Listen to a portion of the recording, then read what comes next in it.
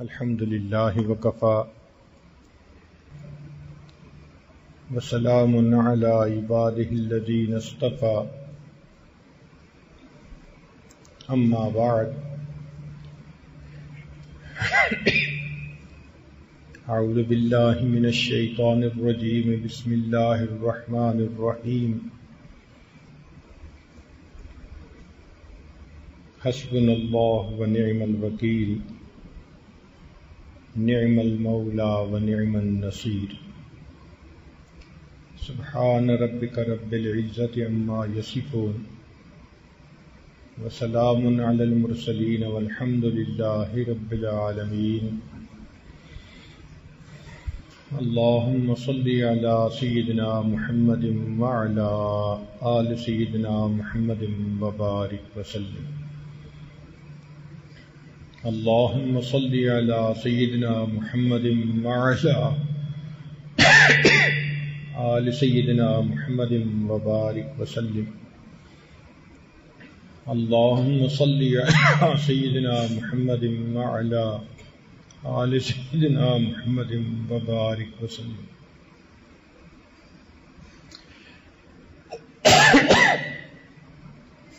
انسان اگر اپنے ارد گرد پھیلی ہوئی اس کائنات پر غور کرے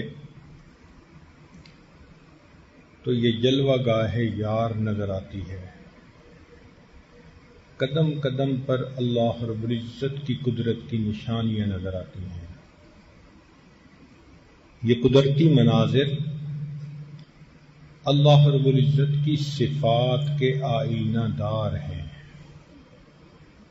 آسمان کی وسعتوں کو دیکھو تو اللہ کی عظمت اور کبریائی سامنے آتی ہے. انسان کا ذہن اتنا محدود ہے کہ اگر وہ سوچنا چاہے کہ آسمان کی انتہا کہاں ہے تو دماغ میں نہیں آتا. کوئی بھی بندہ سوچے کہ اس کائنات کی وسعت کہاں تک ہے تو دماغ میں سوچ سوچ کے کہ وہاں تک ہوگی تو دماغ سوچتا ہے اس سے آگے بھی کائنات ہوگی.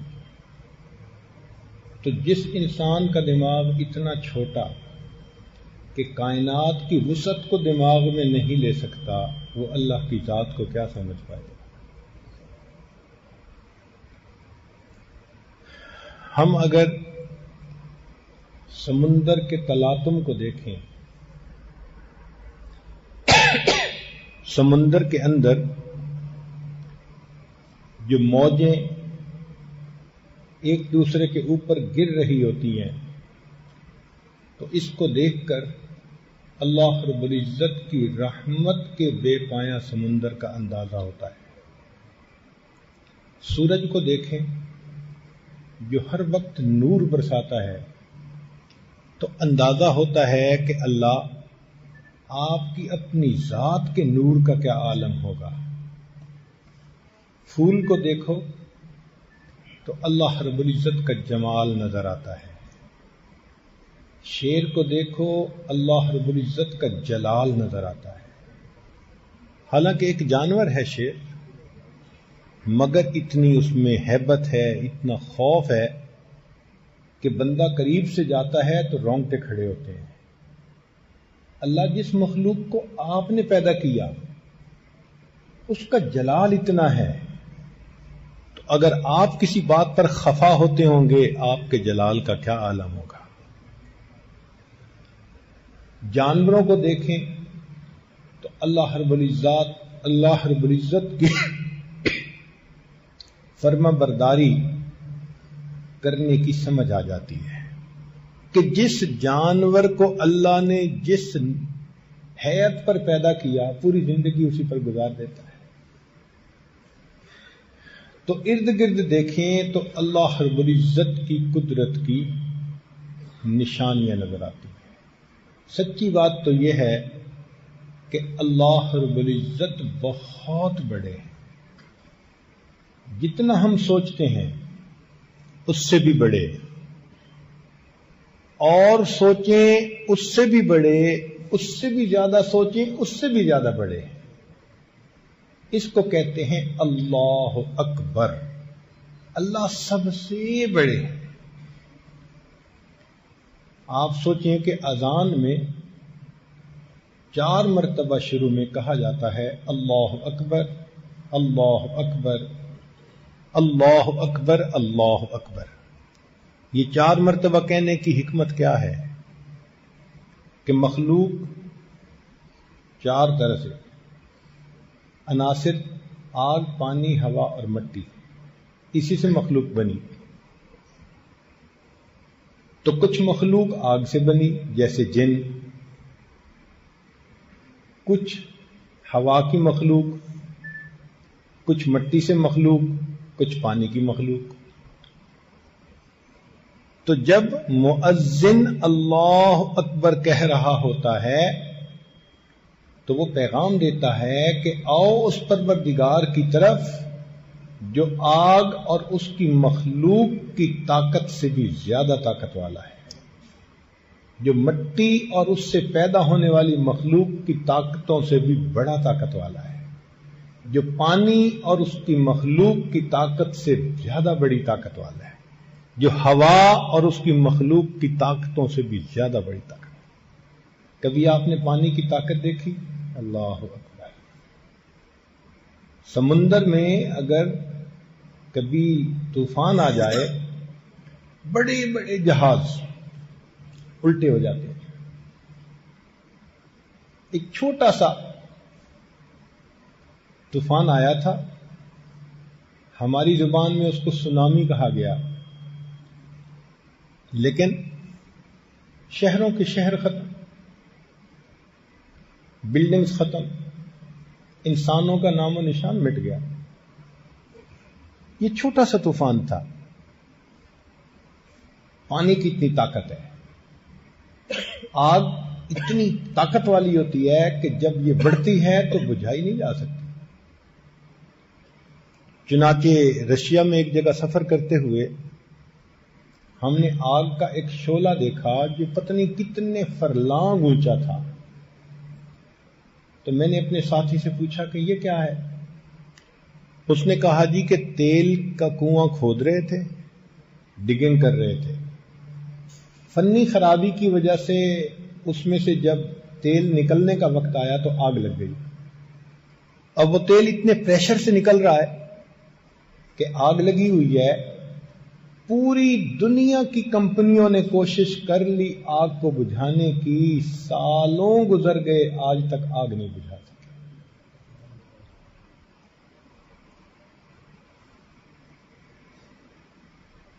مٹی کی ایک طاقت ہے. کیا ہوا؟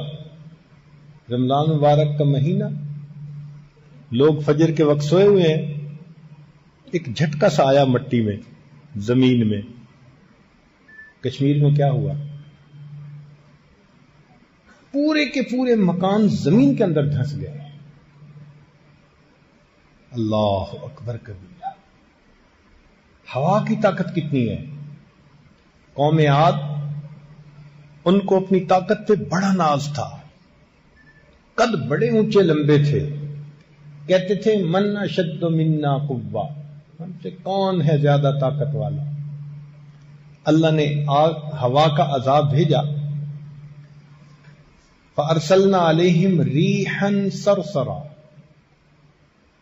وہ ہوا مومن کے لیے اتنی مزے کی کہ کہتے تھے کہ بڑی مزے کی ہوا چل رہی ہے. کافر کے لیے اتنی زیادہ سخت تھی کہ ان کو پٹک پٹک کر اس نے زمین پر مارا. اگلے دن ان کفار کی لاشیں زمین پر اس طرح بکھری ہوئی تھیں کأنہم اعجاز نخل خاویہ، جیسے کہ کھجور کے تنے زمین کے اوپر لیٹے ہوئے ہوتے ہیں. تو ان مخلوق کی اتنی طاقت ہے، لیکن 4 مرتبہ مؤذن کہہ رہا ہوتا ہے کہ لوگوں، تمہیں اس پروردگار کی طرف بلایا جا رہا ہے جس کی طاقت اور قوت آگ کی طاقت سے بھی زیادہ، پانی کی طاقت سے بھی زیادہ، مٹی کی طاقت سے بھی زیادہ، ہوا کی طاقت سے بھی زیادہ. اللہ اکبر کبیرہ. اس لیے مرضی ہر حال میں اللہ رب العزت کی پوری ہوتی ہے. مرضی ہر حال میں اللہ رب العزت کی پوری ہوتی ہے. آپ سوچئے، حضرت آدم علیہ السلام جنت میں ہیں اور دل چاہتا ہے کہ ہمیشہ جنت میں رہیں. اللہ تعالیٰ چاہتے ہیں کہ ان کو دنیا میں بھیجیں.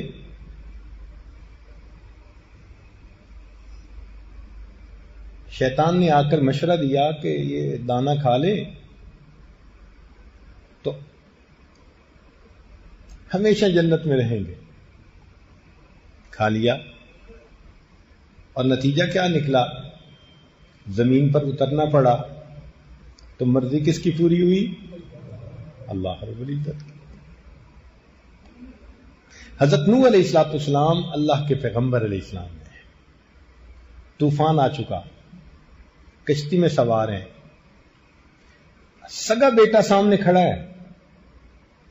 فرماتے ہیں یا بنی ارکم معنا، اے بیٹے ہمارے ساتھ کشتی میں سوار ہو جاؤ.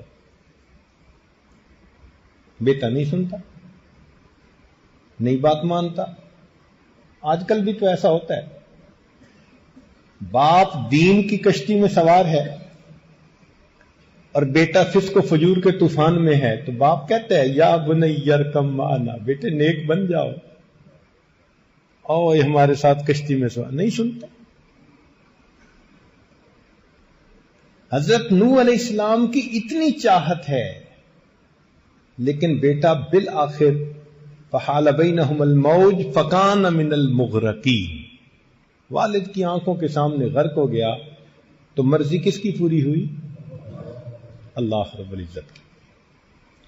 ایک موقع پر نبی علیہ السلام نے دل میں ارادہ فرما لیا کہ میں شہد استعمال نہیں کروں گا کہ اس میں ایک خاص قسم کی مہک آتی ہے. جب ارادہ فرما لیا تو رب کریم کی طرف سے محبوبانہ خطاب آ گیا، یا ایھا النبی لم تحرم ما احل اللہ لک تبتغی مرضات ازواجک واللہ غفور رحیم. اس کے بعد نبی علیہ السلام نے دوبارہ شہد کا استعمال شروع فرما دیا تو مرضی کس کی پوری ہوئی؟ تو یہ بات دل میں بٹھا لیجئے کہ اللہ رب العزت سب سے بڑے ہیں اور مرضی ہر حال میں اسی اللہ کی پوری ہوتی ہے. اس لیے اللہ کے سامنے کسی کی بڑائی نہیں چل سکتی. آپ غور کریں کہ دو بندے ایسے ہیں جن کو جنت کی خوشبو نہیں مل سکتی، جو جنت میں قدم نہیں رکھ سکتے. کون؟ ایک مشرک. فیصلہ کر دیا ان اللہ لا یغفر ان یشرک بہ ویغفر ما دون ذلک لمن یشاء. اللہ تعالیٰ مشرک کو معاف نہیں کریں گے، اس کے سوا کوئی گناہ لے کر آئے گا چاہیں گے اللہ معاف کر دیں گے. اور ایک فرمایا حدیث پاک میں کہ لا يدخل الجنہ من کان فی قلبہ مثقال ذرۃ من کبر، جس کے دل میں ذرہ کے برابر بھی تکبر ہوگا وہ جنت میں نہیں داخل ہو سکے گا. نہ متکبر اور نہ متکبر کہتے ہیں جو اپنے کو بڑا سمجھے، اور مشرک کہتے ہیں جو مخلوق میں سے کسی کو بڑا سمجھے. بڑا سمجھتا ہے تو سجدے کرتا ہے نا. تو جس نے اپنے کو بڑا سمجھا اس پر بھی جنت حرام، اور جس نے مخلوق میں سے کسی کو بڑا سمجھا تو بڑا کون ہے؟ اس لیے جب ہم اللہ اکبر کہتے ہیں تو معنی ہوتا ہے کہ نہ میں بڑا نہ کوئی اور بڑا. بڑا کون ہے؟ اللہ رب العزت ہی بڑے. دن میں 5 مرتبہ مسجد بلایا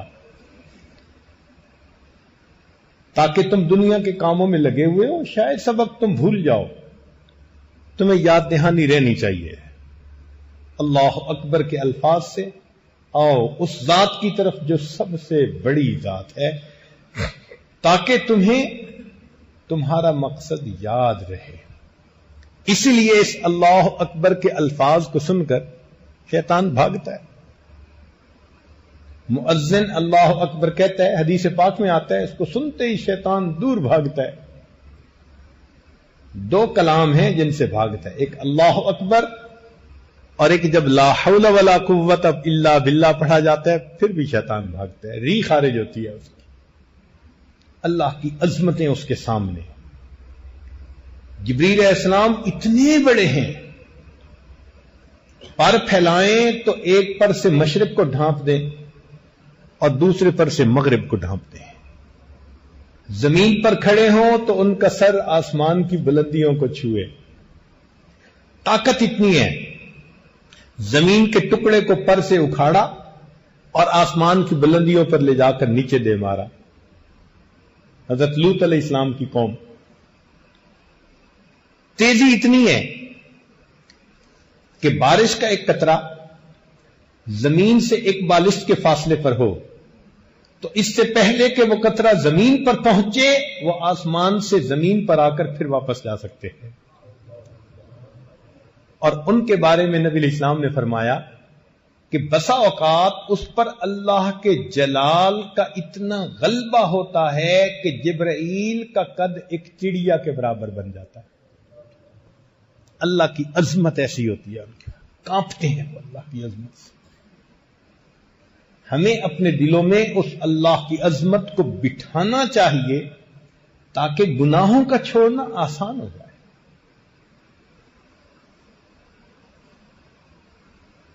سری سکتی رحمت اللہ علیہ فرماتے ہیں، میں نے ایک مرتبہ بیان کیا تو ایک نوجوان آیا، کہنے لگا آپ نے ایک فقرہ بولا ہے.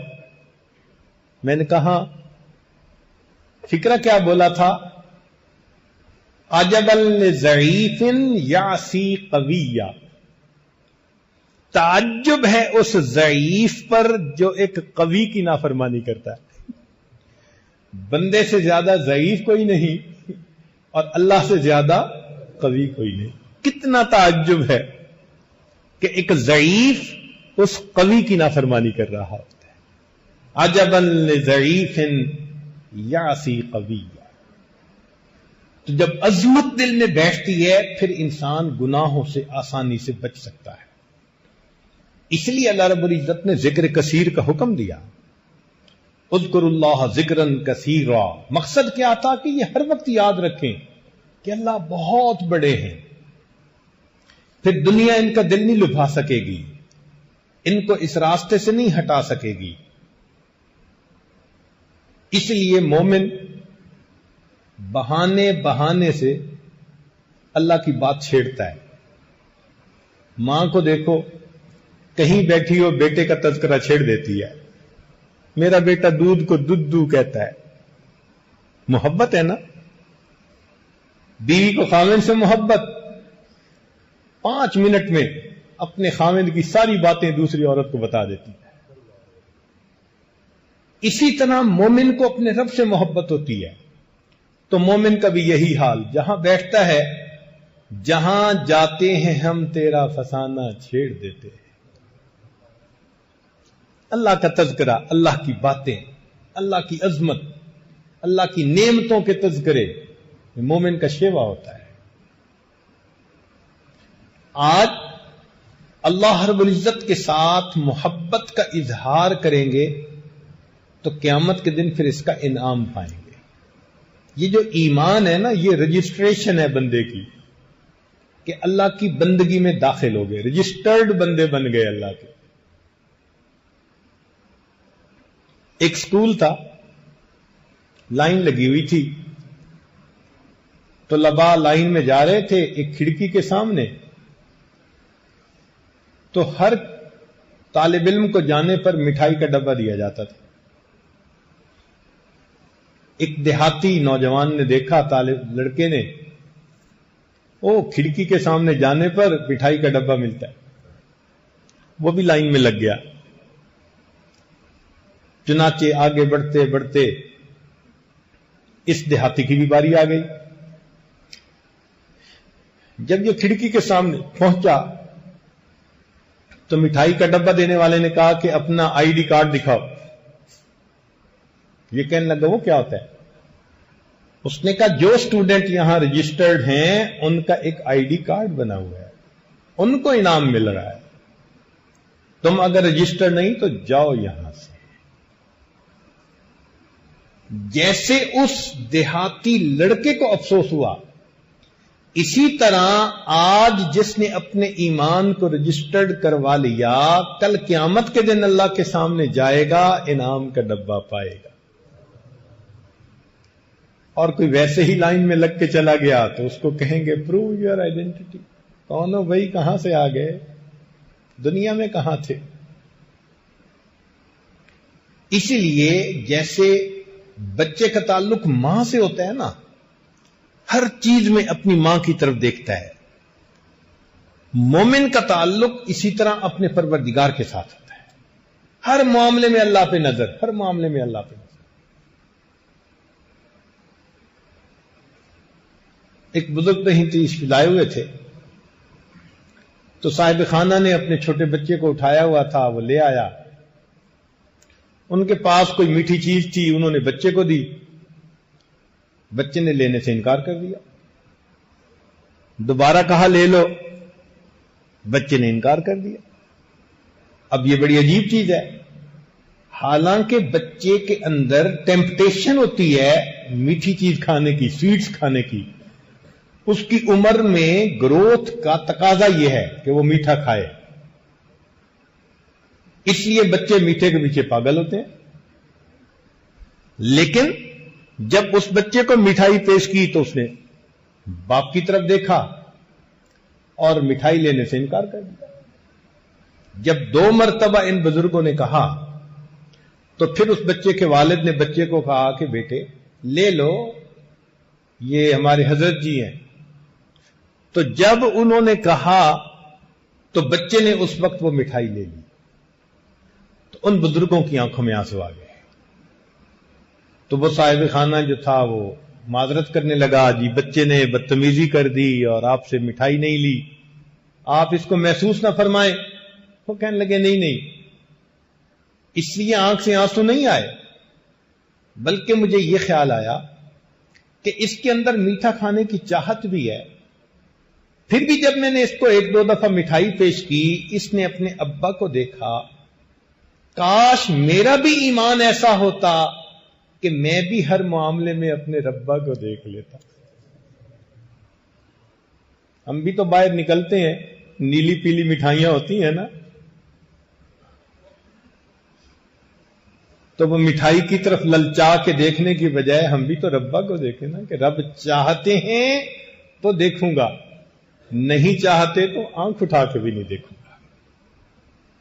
تو یہ اللہ رب العزت کی عظمت مومن کو دل میں بٹھانی پڑتی ہے.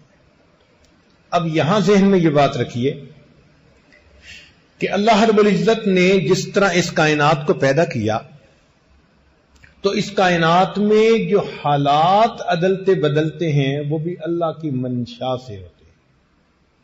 اللہ تعالی مغیر الاحوال ہے, دن عدلتے بدلتے ہیں. وَتِلْكَ الْأَيَّامُ نُدَاوِلُهَا بَيْنَ النَّاسِ, ہم انسانوں کے درمیان یہ دل عدلتے بدلتے رہتے ہیں. نہ کسی پر ہمیشہ خوشی, نہ کسی پر ہمیشہ غم, نہ ہمیشہ صحت, نہ ہمیشہ بیماری. حالات عدلتے بدلتے ہیں, اور اس لیے بدلتے ہیں کہ اللہ تعالیٰ اپنے بندے کو مختلف حالات میں آزماتے ہیں.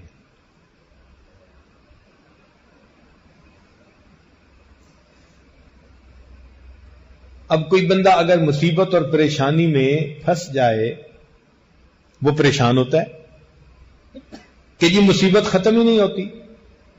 تو اس میں اصول یہ سمجھیں کہ مصیبت اللہ رب العزت ہی کی طرف سے آتی ہے. قُل لَن يُصِيبَنَا إِلَّا مَا كَتَبَ اللَّهُ لَنَا,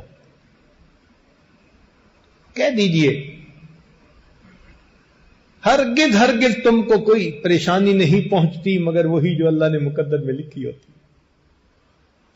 تو جب مصیبت آتی اللہ کی طرف سے ہے تو مصیبت کے ختم ہونے کے لیے رجوع بھی اللہ کی طرف کرنا چاہیے. ہم کیا کرتے ہیں کہ مصیبت تو اللہ کی طرف سے آئی اور اس کے دور کرنے کے لیے مخلوق کے پیچھے بھاگتے. یہاں معاملہ گڑبڑ ہوتا ہے. جس نے پریشانی کے عالم میں اللہ رب العزت کی طرف رجوع کیا، اللہ رب العزت اس کے حالات کو سنوار دیتے ہیں. چنانچہ انبیاء کرام کے واقعات قرآن مجید میں تفصیل کے ساتھ بتائے گئے تاکہ لوگوں کو پتہ چل جائے کہ پہلے والی بزرگ ہستیوں پر، مقدس ہستیوں پر بھی حالات آئے. انہوں نے اللہ کی طرف رجوع کیا، اللہ نے ان کے حالات کو ٹھیک کر دیا. ہم بھی ان کے نقش قدم پر چلنے والے بن گئے. حضرت نوح علیہ السلام تقریباً 1000 سال تک اپنی قوم کو دعوت دیتے رہے اللہ کی طرف. رب انی دعوت قومی لیلا و نہارا، دن اور رات دعوت دی. مگر قوم ایسی تھی ماننے کے لیے تیار نہیں تھی. بہت تھوڑے لوگ تھے جو بات ماننے والے تھے، حتیٰ کہ طبیعت بھر گئی اور قوم مذاق اڑاتی تھی. یہاں تک کہ جب انہوں نے کشتی بنانی شروع کی تو قوم پوچھتی تھی کیوں بنا رہے ہو؟ فرماتے طوفان آئے گا. تو وہ کہتے ہم تو دعائیں مانگتے ہیں طوفان آئے، یہ ریت پر کشتی تھوڑا چلے گی.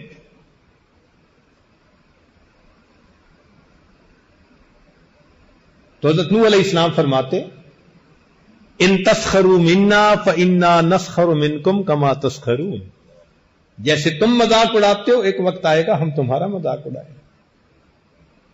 تو قوم نے ستا دیا تھا، پتھر مارتے تھے، پتھروں میں دب جاتے تھے. جبریل علیہ السلام بسا اوقات آ کر پتھروں سے ان کو نیچے سے نکالتے تھے. اکیلے تھے.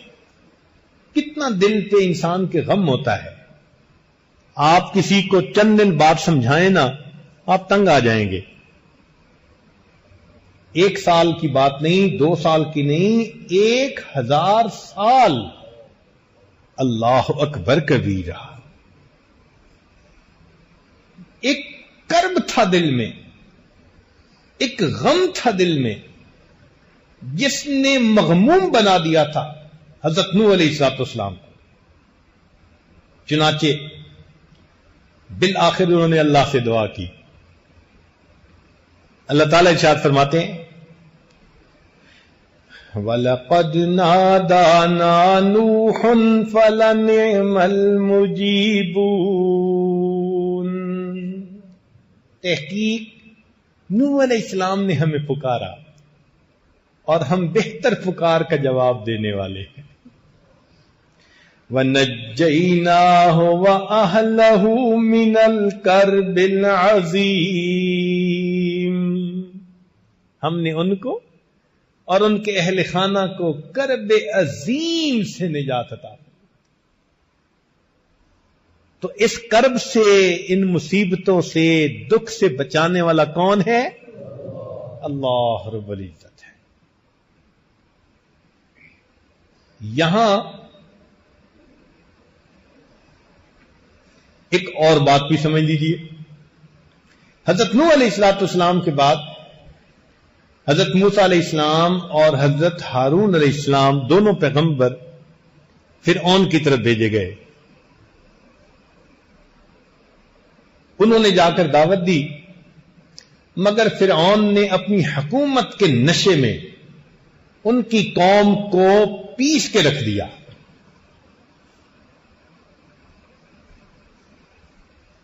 یذبحون ابناءکم ویستحیون نساءکم، بیٹیوں کو زندہ چھوڑ دیتے، بیٹوں کو قتل کر دیتے.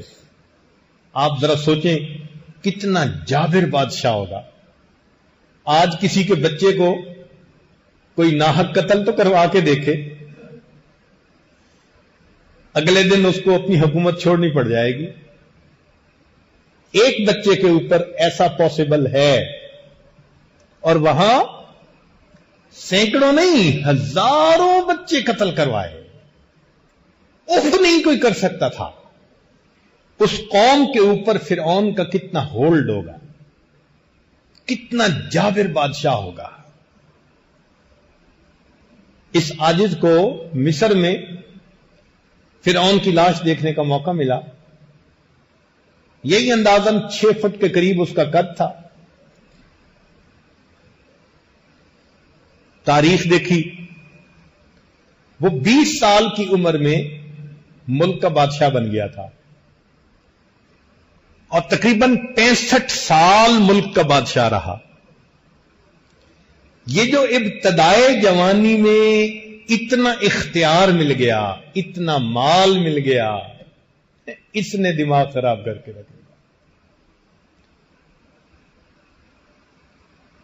کہا کرتا تھا انا ربکم الاعلی.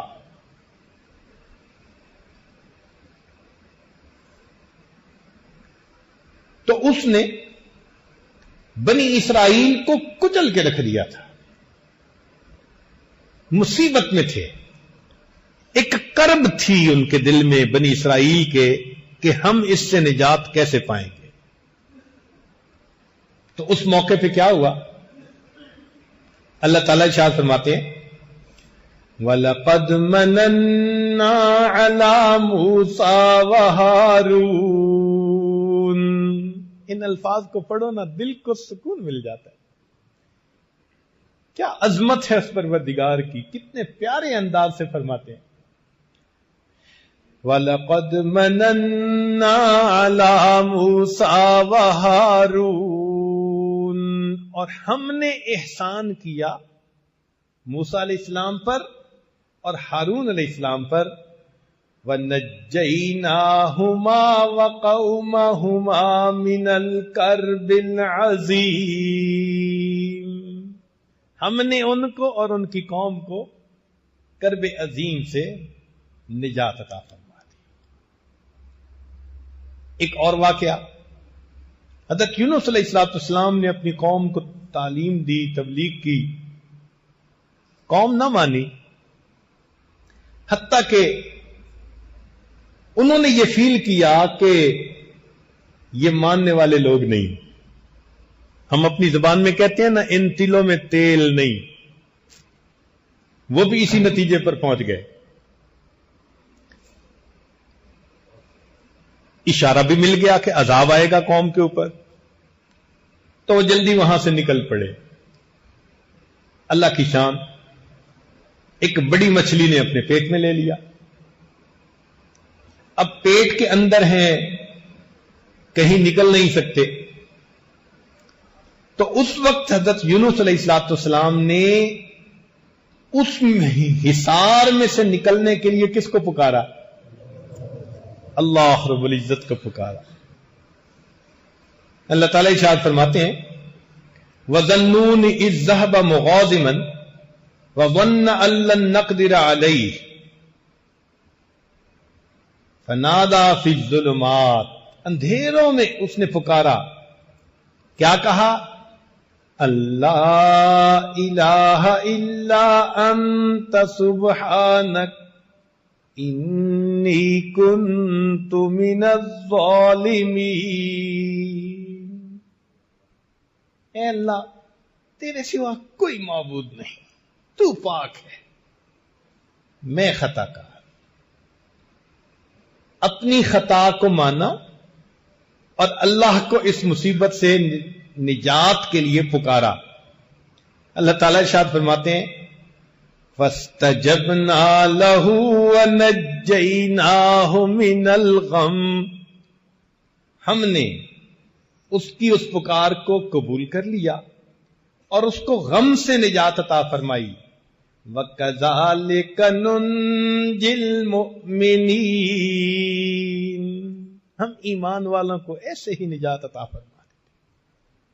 تو اگر ہم اللہ کو پکاریں گے تو کرب سے، غم سے، مصیبت سے، پریشانی سے وہ پروردگار ہی ہمیں بچانے والا ہے. آج ذرا سی کوئی بات ہوتی ہے، بھاگتے ہیں عملیات والوں کے پیچھے.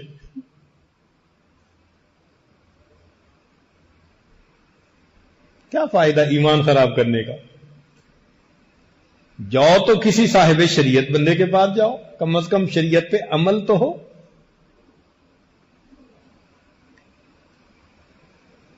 تو مصیبت میں اللہ ہی کی طرف رجوع کرنا ہے ہمیں۔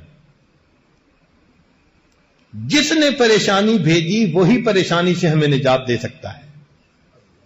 چنانچہ اللہ رب العزت کا یہ وعدہ ایمان والوں کے ساتھ کہ اگر ہم اللہ کے احکام پر ثابت قدم رہیں گے، وہ رب کریم ہمیں ہر مصیبت، ہر پریشانی سے نجات عطا کرے گا۔ چنانچہ ایک اور واقعہ، سیدنا ابراہیم علیہ السلام اپنی قوم میں اکیلے ہیں۔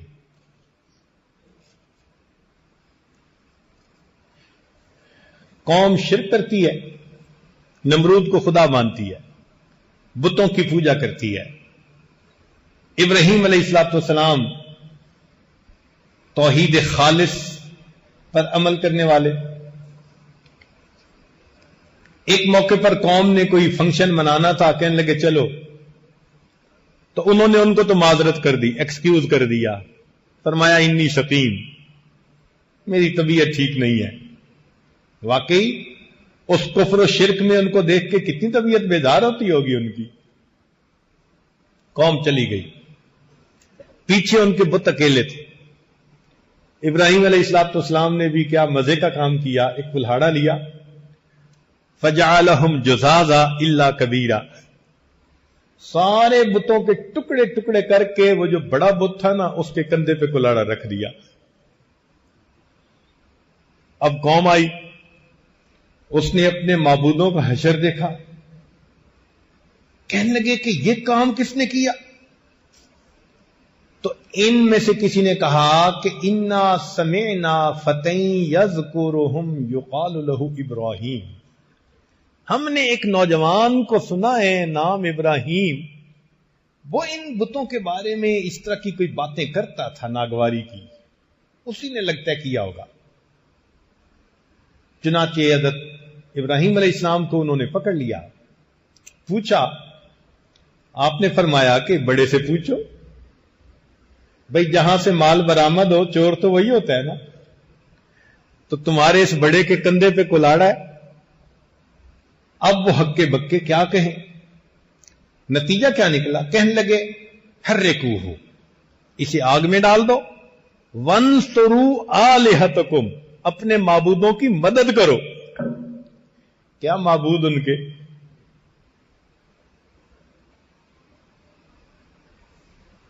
پتھر کے بنے ہوئے ہیں،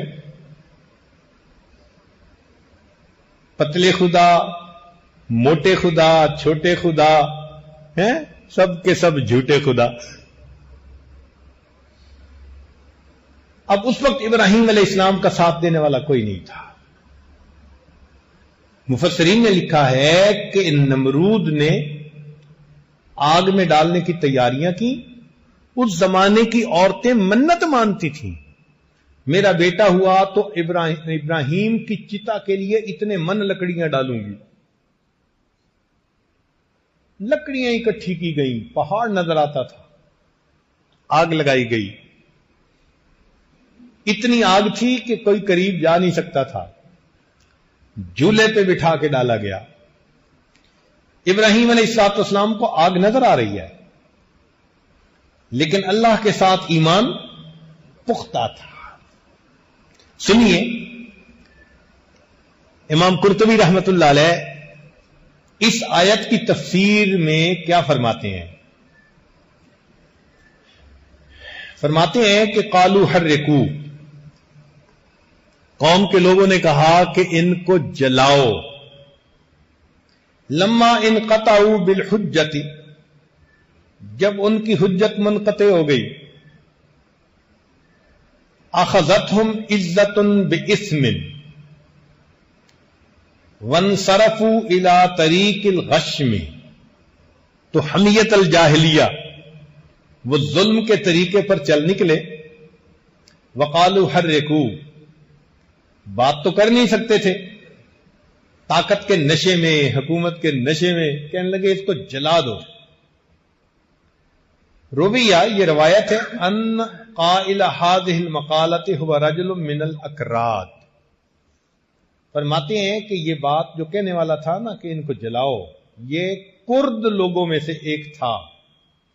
عراق میں جیسے کرد تھے، ابراہیم علیہ السلام اسی علاقے میں تھے۔ من اعراب فارس ای من بادیتها، دیہاتی بندہ تھا۔ قال ابن عمر و مجاہد و ابن جریج و یقال اسمہ حیزر، اس کا نام مفسرین نے اس بندے کا حیزر لکھا ہے، جس نے یہ بات کہی تھی۔ فخسف اللہ بہ الارض، اللہ نے اس بندے کو زمین کے اندر دھنسا دیا۔ فہو یتجلجل فیہا الی یوم القیامہ، فرماتے ہیں کہ وہ قیامت تک زمین کے اندر دھنسا ہوا چیختا رہے گا۔ وکیل، اور یہ بھی کہا گیا بل قالہ ملکہم نمرود وانصروا آلہتکم، ان کا جو بادشاہ نمرود تھا اس نے کہا کہ اپنے معبودوں کی مدد کرو۔ بتحریک ابراہیم لأنہ یسبھا ویعیبھا، اس لیے کہ ابراہیم علیہ السلام نے ان کے بارے میں ناپسندیدہ الفاظ کہے تھے اور ان میں عیب نکالا تھا کہ پوچھو ان سے، اور وہ تو بتا نہیں سکتے تھے۔ وجاء بالخبر، اور خبر میں یہ بات آئی ہے، ان نمرود بنا سرحن طولہ 80 ذراعا، اس نے ایک تالاب بنوایا، گڑھا، 80 ہاتھ اس کی لمبائی تھی، وعرضہ 40 ذراعا، 40 ہاتھ اس کی چوڑائی تھی۔ قال ابن اسحاق وجمع الحطب شہرا، ایک مہینہ وہ اس میں لکڑیوں کو جمع کرتے رہے۔ ثم اوقدوہ، پھر انہوں نے آگ کو جلایا۔ واشتعلت واشتدت، آگ جل پڑی اور سخت شدت اختیار، بھڑک گئی۔ حتی ان کان الطائر لیمر بجنباتها فیحترق من شدت وہجہا، حتیٰ کہ اگر کوئی پرندہ اس آگ کے اوپر سے گزرنے لگتا تھا تو شدت کی وجہ سے جل کے نیچے گر جاتا تھا، پرندہ بھی اوپر سے نہیں گزر سکتا تھا۔ ثم قیدوا ابراہیم ووضعوہ فی المنجنیق مغلولا، پھر انہوں نے ابراہیم علیہ السلام کو قید کیا، پکڑا، اور ان کو منجنیق میں انہوں نے بٹھایا اور ان کے ہاتھ باندھے ہوئے تھے، ہتھکڑیاں لگی ہوئی تھی، یوں سمجھ لیں۔ ویقال، اور یہ بھی کہا گیا، ان ابلیس صنع لهم المنجنیق یومئذ، کہ ابلیس ایک بندے کی شکل میں آیا تھا اور اس نے آ کے ان کو جھولا بنانے کا گر سکھایا تھا۔ آرکیٹیکٹ وہ تھا کہ یوں کر کے جھولا بناؤ۔ فدجت السماوات والارض ومن فیہن من الملائکۃ وجمیع الخلق،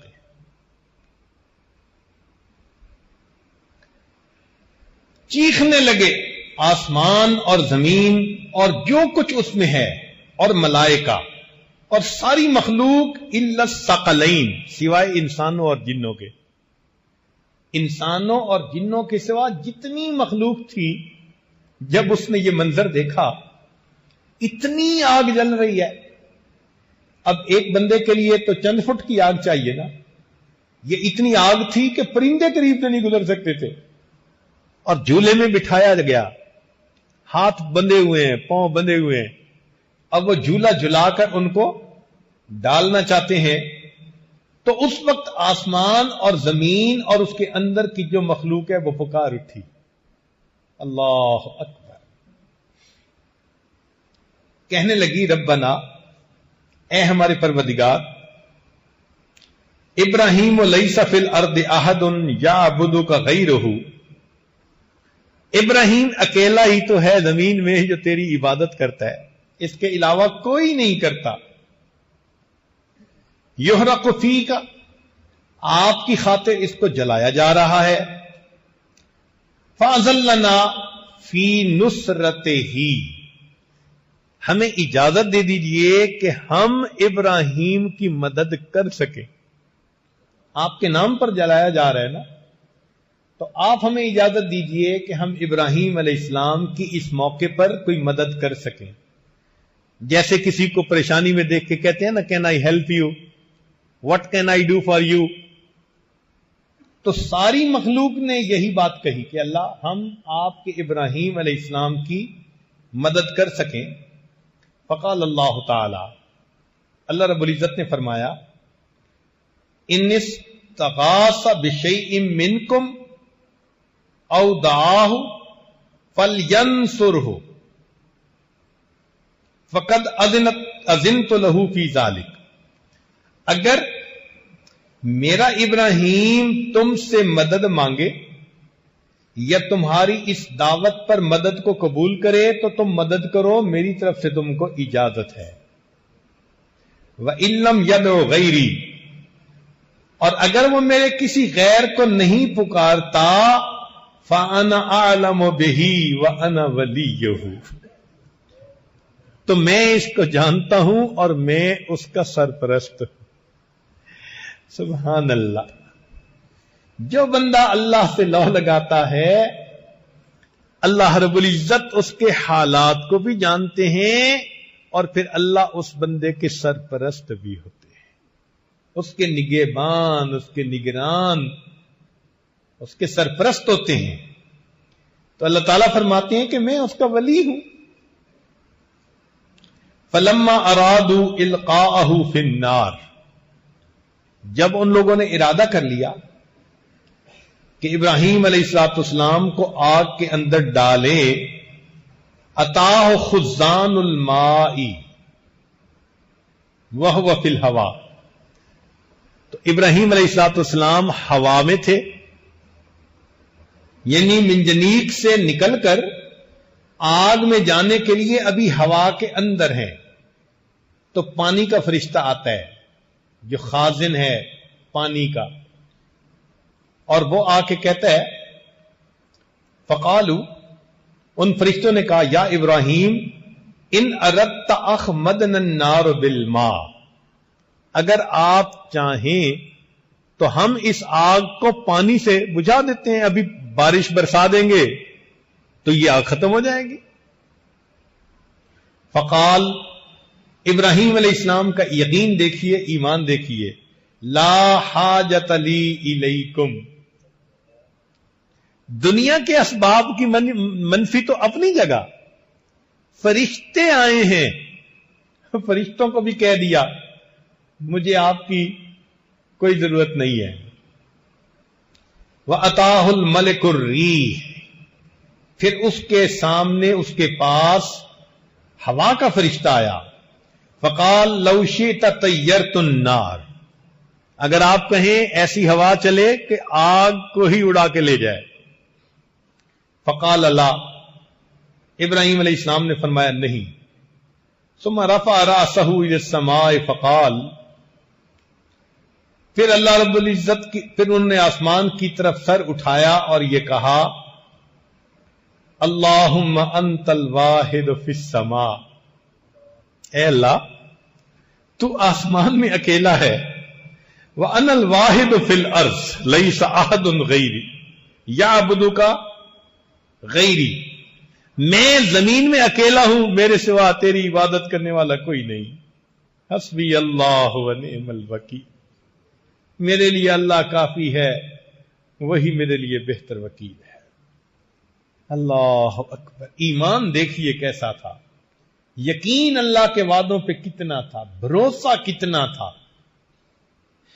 سامنے آگ نظر آ رہی ہے، ہوا کے اندر ہیں، اب تو لمحوں کی بات ہے، مگر متزلزل نہیں ہوئے. چنانچہ ایک دوسری آیت میں فرماتے ہیں کہ ان ابراہیم حین قیدوہ لِيُلْقُوهُ فِي النَّارِ قَالَ لَا إِلَٰهَ إِلَّا أَنْتَ سُبْحَانَكَ رَبُّ الْعَالَمِينَ لَكَ الْحَمْدُ وَلَكَ الْمُلْكُ لَا شَرِيكَ لَكَ قال ثم رموا به في المنجنيق من مزرب شاسع، پھر انہوں نے اس کو منجنیق میں بٹھا کر دور سے، شاسعین دور سے اس کو آگ کے اندر ڈالا. فاستقبلہ جبریل، اس موقع پر پھر جبریل علیہ السلام آئے. جب پانی کے فرشتے کو انکار، ہوا کے فرشتے کو انکار، تو جبریل علیہ السلام تو اللہ کے انبیاء کی مدد پر متعین ہے نا، ان کا تو چارٹر آف ڈیوٹی ہے انبیاء کی مدد کرنا. تو جبریل علیہ السلام اس وقت آتے ہیں. فقال، جبریل علیہ السلام نے آ کر پوچھا، یا ابراہیم الک حاجہ، اے ابراہیم what can I do for you? Do you need me? آپ کو میری ضرورت ہے. قال اما الیک فلا، ابراہیم علیہ السلام نے فرمایا اگر تو اپنی طرف سے آئے ہو تو کوئی ضرورت نہیں، اگر اپنی طرف سے آئے ہو تو کوئی ضرورت نہیں. فقال جبریل علیہ السلام نے کہا، فاسأل ربک، اے ابراہیم خلیل اللہ پھر اپنے رب سے سوال کیجئے.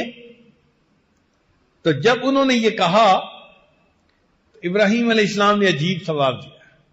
فقال، فرمایا، حسبی من سؤالی علمہ بحالی، کہ سوال کرنے سے مجھے یہ زیادہ بات کافی ہے کہ میں جس حال میں ہوں میرا اللہ جانتا ہے.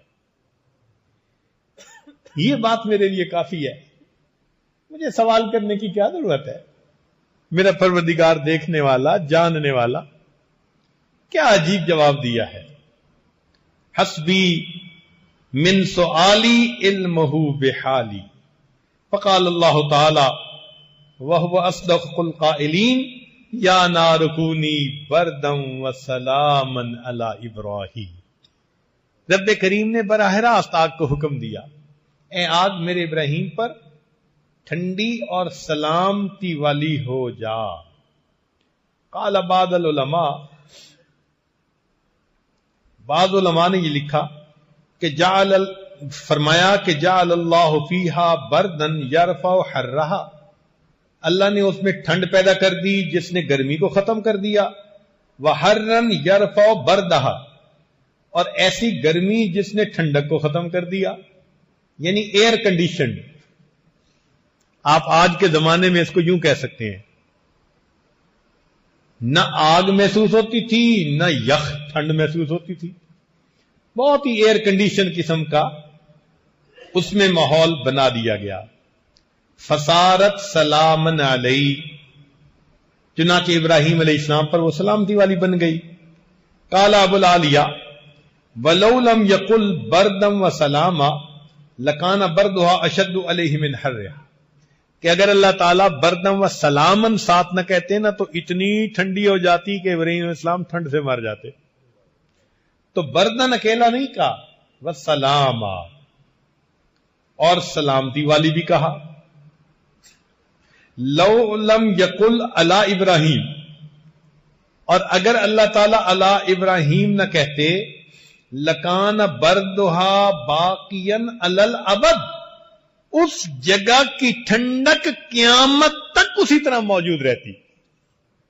تو فرمایا علی ابراہیم، یعنی ابراہیم جب تک تھے اس وقت تک ٹھنڈی. اللہ اکبر کبیرہ.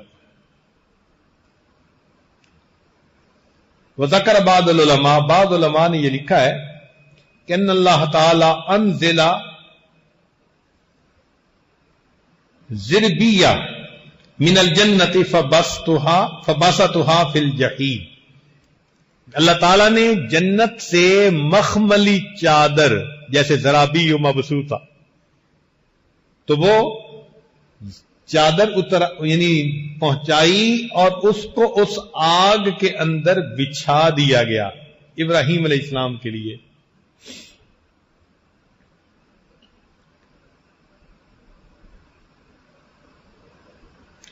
ایک عجیب بات وہ فرماتے ہیں کہ جب اللہ تعالیٰ نے فرمایا نا کہ اے آگ سلامتی والی ہو جا، تو اللہ کا یہ حکم جو تھا اس میں یا نار کہا تھا نا، عموم تھا سب کے لیے.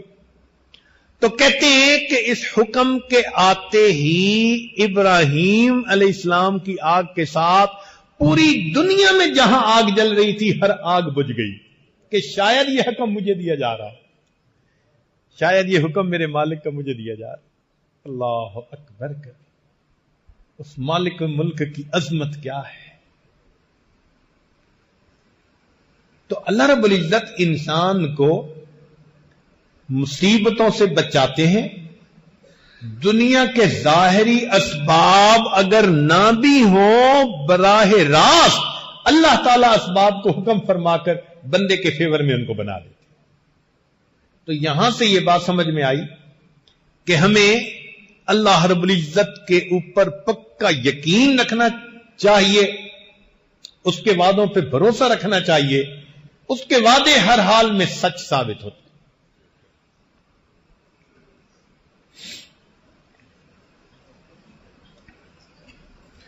جب اللہ تعالیٰ نے حضرت موسیٰ علیہ الصلوۃ والسلام کو بھیجا نا فرعون کی طرف،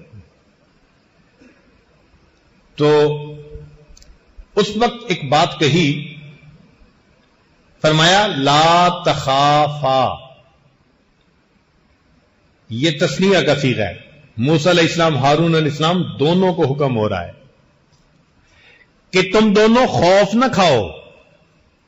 اننی معکما، میں تم دونوں کے ساتھ ہوں. اسمع و ارا، فرعون جو بات کہے گا میں سنوں گا، جو عمل کرے گا میں دیکھوں گا. جب میں دیکھنے اور سننے والا ہوں اور تمہارے ساتھ ہوں، تمہیں گھبرانے کی کیا ضرورت ہے. تو مومن کے ساتھ اللہ کا یہ وعدہ ہے کہ جو اللہ کے حکموں پر ثابت قدم رہے گا، اس کے ساتھ جو بھی پنگا لے گا اللہ اس کو دیکھے گا اور اللہ اس کو سنے گا. اور جب اللہ ساتھ ہے تو پھر پریشانی کس بات کی. اس لیے ایمان والوں کو اللہ رب العزت نے تسلی دے دی کہ میرے بندے اپنے دل میں پرسکون ہو جائیں. ظاہر کی آنکھ سے جو نظر آتا ہے اس پر نہ فیصلہ کریں، اللہ کے وعدوں پر. یہی ایمان کا تقاضا ہے. چنانچہ سیدنا رسول اللہ صلی اللہ علیہ وسلم جب ہجرت کا ارادہ فرما چکے تو کافروں نے سوچا کہ ہم ہر قبیلے سے ایک ایک دو دو بندے لے کے مکان کا گھیرا کر لیتے ہیں، اور جب صبح یہ نماز کے لیے نکلیں گے تو ایک ہی وقت میں حملہ کر کے سب کے سب ان کا کام تمام کر دیں گے. پھر قریش اتنے قبیلے والوں سے کیسے لڑیں گے؟ تو یہ پلاننگ تھی ان کی. اللہ تعالیٰ ارشاد فرماتے ہیں وَإِذْ يَمْكُرُ بِكَ الَّذِينَ كَفَرُوا، اور یاد کرو اس وقت کو جب آپ کے ساتھ تدبیر کی کافروں نے، لِيُثْبِتُوكَ، کہ آپ کو حبس بے جا میں رکھیں، او یقتلوک، یا آپ کو شہید کر دے، او یخرجوک، یا آپ کو دیس نکالا دے دیں. وَيَمْكُرُونَ وَيَمْكُرُ اللَّهُ، انہوں نے بھی تدبیر کی، اللہ نے بھی تدبیر کی. واللہ خیر الماکرین، اللہ تعالیٰ بہتر ہے سب سے تدبیر کرنے. نبی علیہ الصلوۃ والسلام تشریف لے آتے ہیں، پتہ ہی نہیں چلتا ان کو. پھر آپ صلی اللہ علیہ وسلم غار ثور کے اندر تشریف لے گئے. جب انہیں صبح کے وقت پتہ چلا کہ نبی علیہ الصلوۃ والسلام تو چلے گئے، انہوں نے 200 اونٹ کا انعام متعین کیا کہ 200 اونٹ نبی علیہ السلام کو ڈھونڈنے پر اور 200 اونٹ صدیق اکبر عنہ کو ڈھونڈنے پر، الگ الگ انعام. 400 اونٹوں کا انعام اس زمانے میں بہت بڑا انعام تھا. چنانچہ یہ بات سن کر مکے میں کوئی ایسا قبیلہ نہیں تھا، کوئی خاندان نہیں تھا، کوئی گھر نہیں تھا جس کا کہ نوجوان تلاش کرنے کے لیے پیچھے نکلنا پڑا ہو. اور وہ جبل ثور پہ بھی پہنچ گئے، مگر اللہ رب العزت نے اپنے حبیب صلی اللہ علیہ وسلم کی حفاظت فرما دی. چنانچہ علماء نے لکھا ہے کہ نبی علیہ السلام کی حفاظت اللہ نے کیسے فرمائی. اخرج ابن سعد و ابن مردوے ان ابن مصعب قال ادرکت انس بن مالک وزید بن ارقم والمغیرۃ بن شعبہ فسمعتهم يتحدثون ان النبي صلی اللہ علیہ وسلم لیلۃ الغار، کہ جب نبی علیہ الصلوۃ والسلام غار میں تھے جس رات آپ وہاں پر روپوش ہوئے، امر اللہ شجرۃ فنبتت فی وجہ النبی فسطرتہ، اللہ تعالی نے ایک پودے کو حکم دیا، وہ پودا اگایا اور نبی علیہ الصلوۃ والسلام کے چہرے کو ڈھانپ لیا.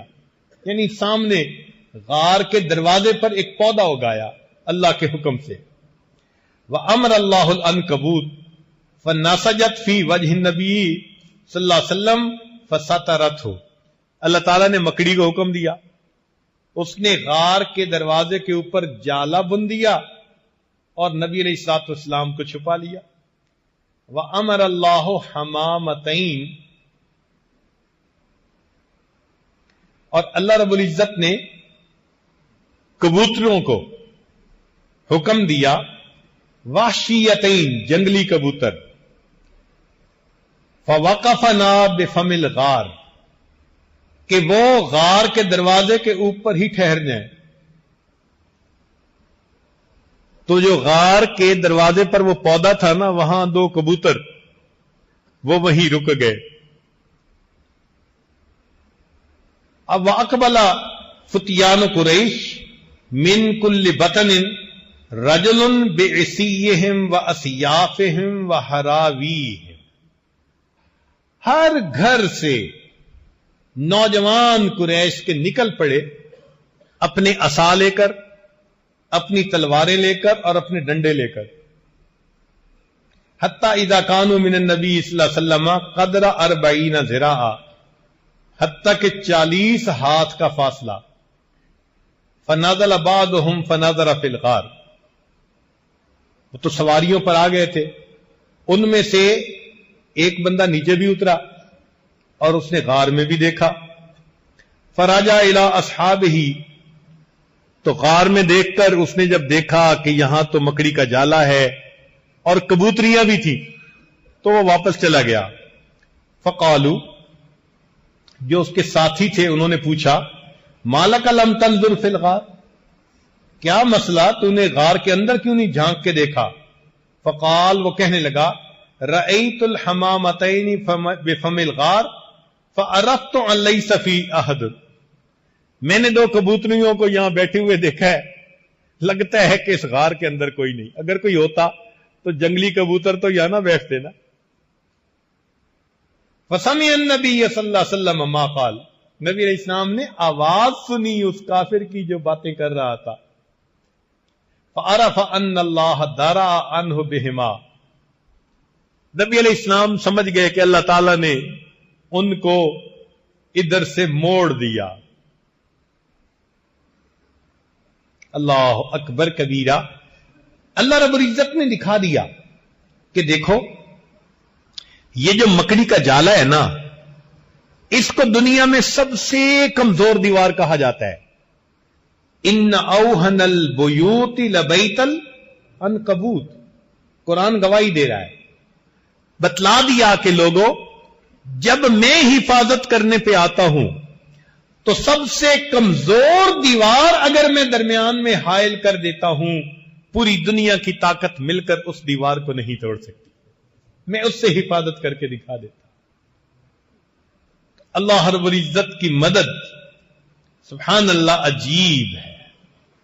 اس لیے ہم اللہ رب العزت کی احکام کے اوپر پابندی کے ساتھ عمل کرنے والے بن جائیں. جس حال میں بھی ہوں گے ہمارا پروردگار ہماری مدد فرمائے گا،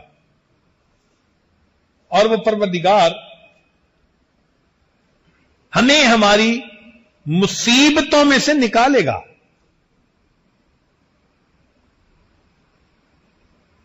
تو نظر کس پر رکھنی ہے؟ ایک اللہ کی ذات پر.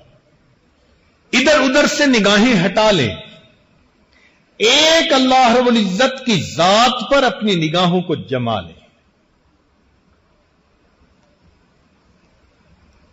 ان مشکلات میں وہی ہمارے کام آئے گا, اور ان مصیبتوں سے اور اس کرب اور غم سے وہی ہمیں نجات دلائے گا.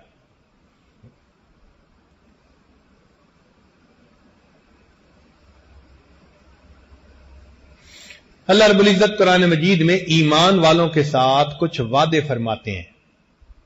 امید ہے کہ آپ گوش ہوش کے ساتھ سنیں گے, توجہ کے ساتھ اس بات کو سنیں گے کہ یہ اللہ رب العزت کے وعدے ہیں ایمان والوں کے ساتھ. سب سے پہلا بات اللہ تعالیٰ فرماتے ہیں واللہ اعلم باعدائکم, اللہ جانتا ہے تمہارے دشمنوں کو. ہم نہیں جانتے ہمارا دشمن کون ہے.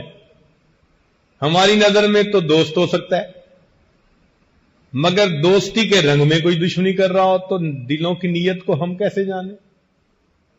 اور آج کل تو حال بھی یہی ہے کہ کفر دوست بن کے دشمنی کرتا ہے, زیادہ قریب ہو کے زیادہ گہرا زخم لگانے کی کوشش کرتا ہے. اوپر اوپر سے خیرخواہی کر رہا ہوتا ہے, اندر سے جڑیں کاٹ رہا ہوتا ہے. چنانچہ اللہ تعالیٰ فرماتے ہیں کہ تمہیں ایمان والوں پتہ نہیں ہے کہ تمہارا کون ہے, تمہارا دشمن کون ہے. واللہ اعلم باعدائکم, اللہ جانتا ہے تمہارے دشمنوں کو. ایک بات تو یہ بتا دی. اگلی بات یہ بتائی وَلَن يَجْعَلَ اللَّهُ لِلْكَافِرِينَ عَلَى الْمُؤْمِنِينَ سَبِيلًا, اللہ تعالی ہرگز کافروں کو ایمان والوں تک پہنچنے کا راستہ نہیں دے گا. اس کی مثال ایسے کہ جیسے کسی کے بچے کو کوئی ہاتھ لگانا چاہے, مارنا چاہے, تو باپ کہتا ہے میاں میری لاش سے گزر کے جاؤ گے, یعنی پہلے مجھ سے نمٹو پھر میرے بچے کو ہاتھ لگاؤ. اس آیت کا ترجمہ ہو بہو یہی بنتا ہے کہ اللہ تعالیٰ فرماتے ہیں کہ ایمان والو, جو تم تک آنا چاہے گا پہلے مجھ سے نمٹے گا پھر تم تک آئے گا نا, تو میں تم تک آنے ہی نہیں دوں گا. وَلَن يَجْعَلَ اللَّهُ لِلْكَافِرِينَ عَلَى الْمُؤْمِنِينَ سَبِيلًا. دیکھیں نا, ایک مرغی بچوں کو دے کے پھر رہی ہوتی ہے, بلی آ جاتی ہے. مرغی جانتی ہے کہ میں کمزور ہوں, مگر مامتا ہے نا, محبت ہے, پر پھیلا کے کھڑی ہو جاتی ہے. پر پھیلانے کا کیا مطلب؟ وہ بلی کو مارے گی؟ نہیں, مطلب یہ ہوتا ہے کہ اگر تم نے کچھ کرنا ہی ہے تو پہلے مجھے مارو پھر میرے بچوں کو ہاتھ لگا. ماں کی مامتا کا یہ حال ہے, اللہ کی اپنے ایمان والوں کے ساتھ محبت کا کیا حال ہوگا. اس لیے فرمایا کہ اگر کافر تم تک آنا چاہیں گے تو میں آنے ہی نہیں دوں گا, میں راستے میں رکاوٹ بن جاؤں گا, ان کا راستہ روک دوں گا, تم تک ان کے ہاتھ پہنچ ہی نہیں سکیں گے. یہ دوسرا وعدہ فرما دیا. پھر وضاحت سے بات کہہ دی, اِنَّا لَنَنْصُرُ رُسُلَنَا, ہمارے ذمہ ہے مدد اپنے رسولوں کی, وَالَّذِينَ آمَنُوا, اور ایمان والوں کی, فِي الْحَيَاةِ الدُّنْيَا, اس دنیا کی زندگی میں, وَيَوْمَ يَقُومُ الْأَشْهَادُ, اور اس دن جب قیامت ہوگی گواہیاں دی جائیں گی. یہ جو انا کا لفظ ہے نا, یہ بڑا معنی خیز ہے. ترجمہ تو یہی ہے کہ ہمارے ذمہ ہے مدد اپنے رسولوں کی. سمجھنے کی خاطر ہم اگر اس کا ترجمہ اپنی زبان میں کریں نا تو وہ یوں بنتا ہے، ہم پر فرض ہے مدد اپنے رسولوں کی اور ایمان والوں کی۔ اللہ تعالیٰ پہ کوئی چیز فرض نہیں ہے، مگر ترجمہ جو الفاظ ہیں ان کا انداز یہی مفہوم دے رہا ہے کہ ہم پر لازم ہے مدد اپنے رسولوں کی اور ایمان والوں کی۔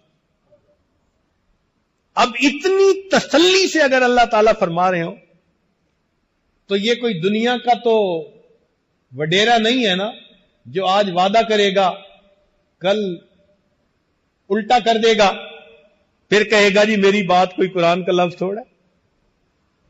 یہ تو خدا کی بات ہے، یہ مالک الملک کی بات ہے۔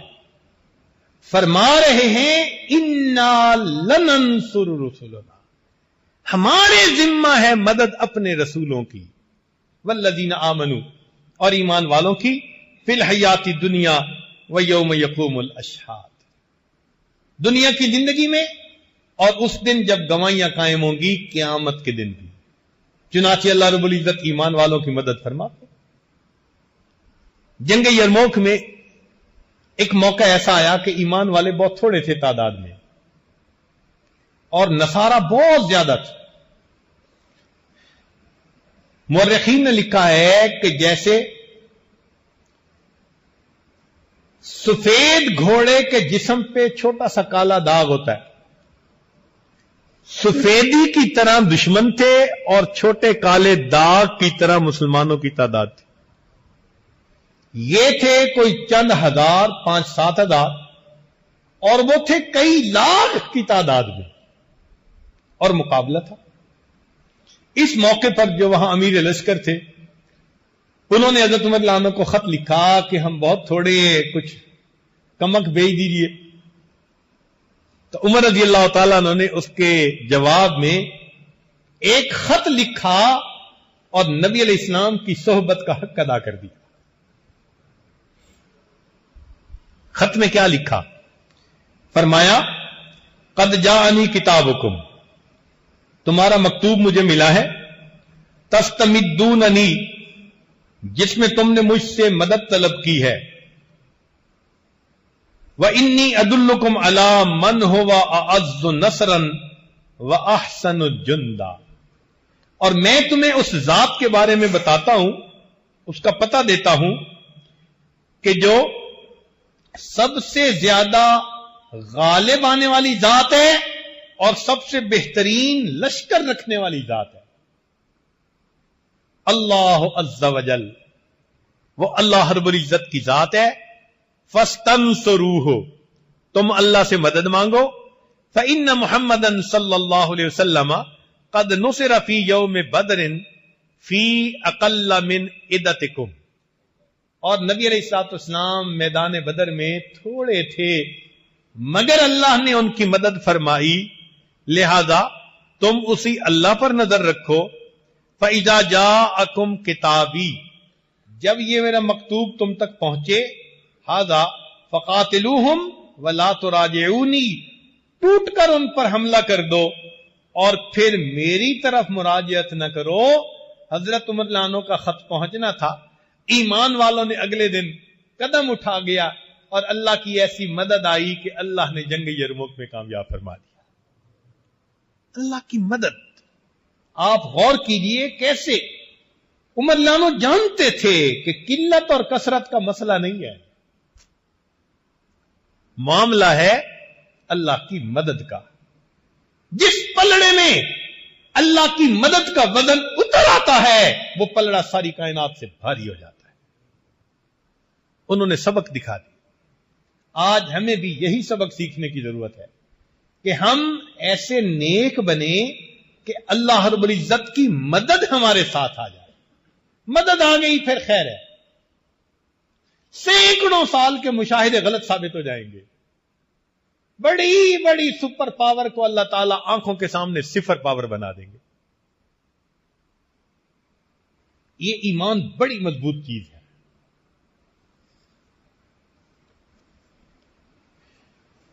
چنانچہ صحابہ رضی اللہ عنہ پر بھی ایک ایسا موقع آیا، ہوا یہ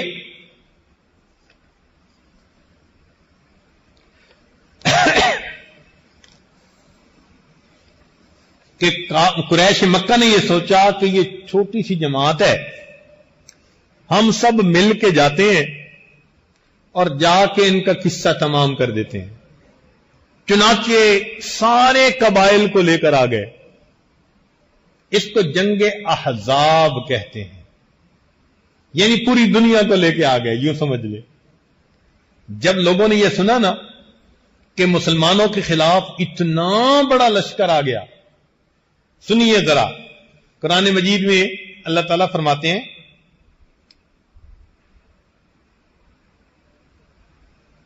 کہ جب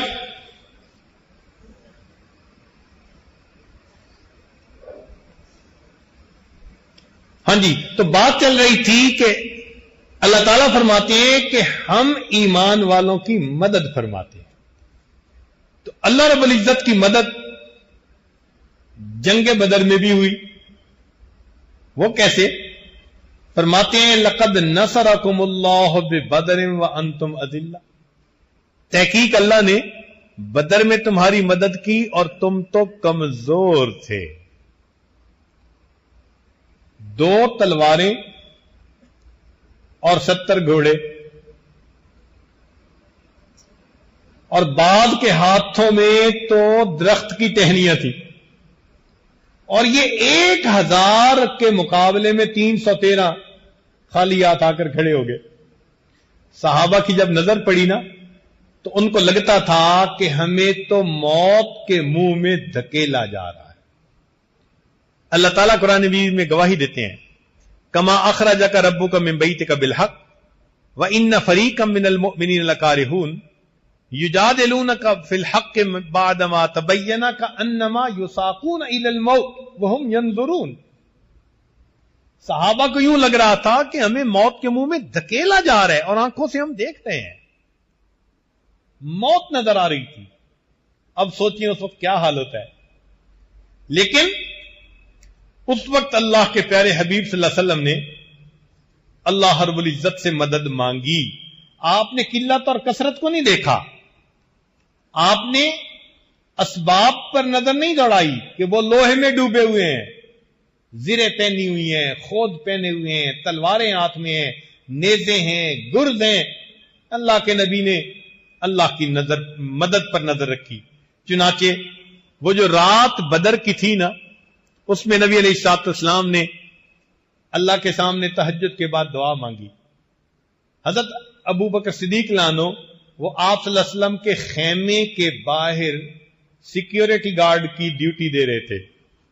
نبی علیہ الصلوۃ والسلام نے دعا مانگتے ہوئے فرمایا ان ابن عباس رضی اللہ عنہما قال قال النبی صلی اللہ علیہ وسلم وهو فی قبۃ اللهم انی انشدک عہدک ووعدک، اے اللہ میں آپ کو آپ کے عہد اور آپ کے وعدے کا واسطہ دیتا ہوں۔ دیکھا اللہ نے وعدہ کیا ہوا نا میں مدد کروں گا، تو اللہ کے نبی صلی اللہ علیہ وسلم نے کیا بات کہی؟ اے اللہ میں آپ کو آپ کے عہد اور آپ کے وعدے کا واسطہ دیتا ہوں۔ اللہم ان شئت لم تعبد بعد اليوم، اے اللہ اگر تو چاہے کہ کفار ہمیں مٹا دیں تو پھر آج کے بعد دنیا میں تیری عبادت کرنے والا کوئی نہیں رہے گا۔ مرضی تو آپ ہی کی چلنی ہے نا۔ فاخذ ابو بکر بیدہ، جب نبی علیہ السلام نے یہ دعا مانگی نا تو صدیق اکبر آگے بڑھے، نبی علیہ السلام کا ہاتھ پکڑ کے کہا فقال حسبک یا رسول اللہ، اے اللہ کے رسول صلی اللہ علیہ وسلم آپ کے لیے یہ دعا کافی ہے۔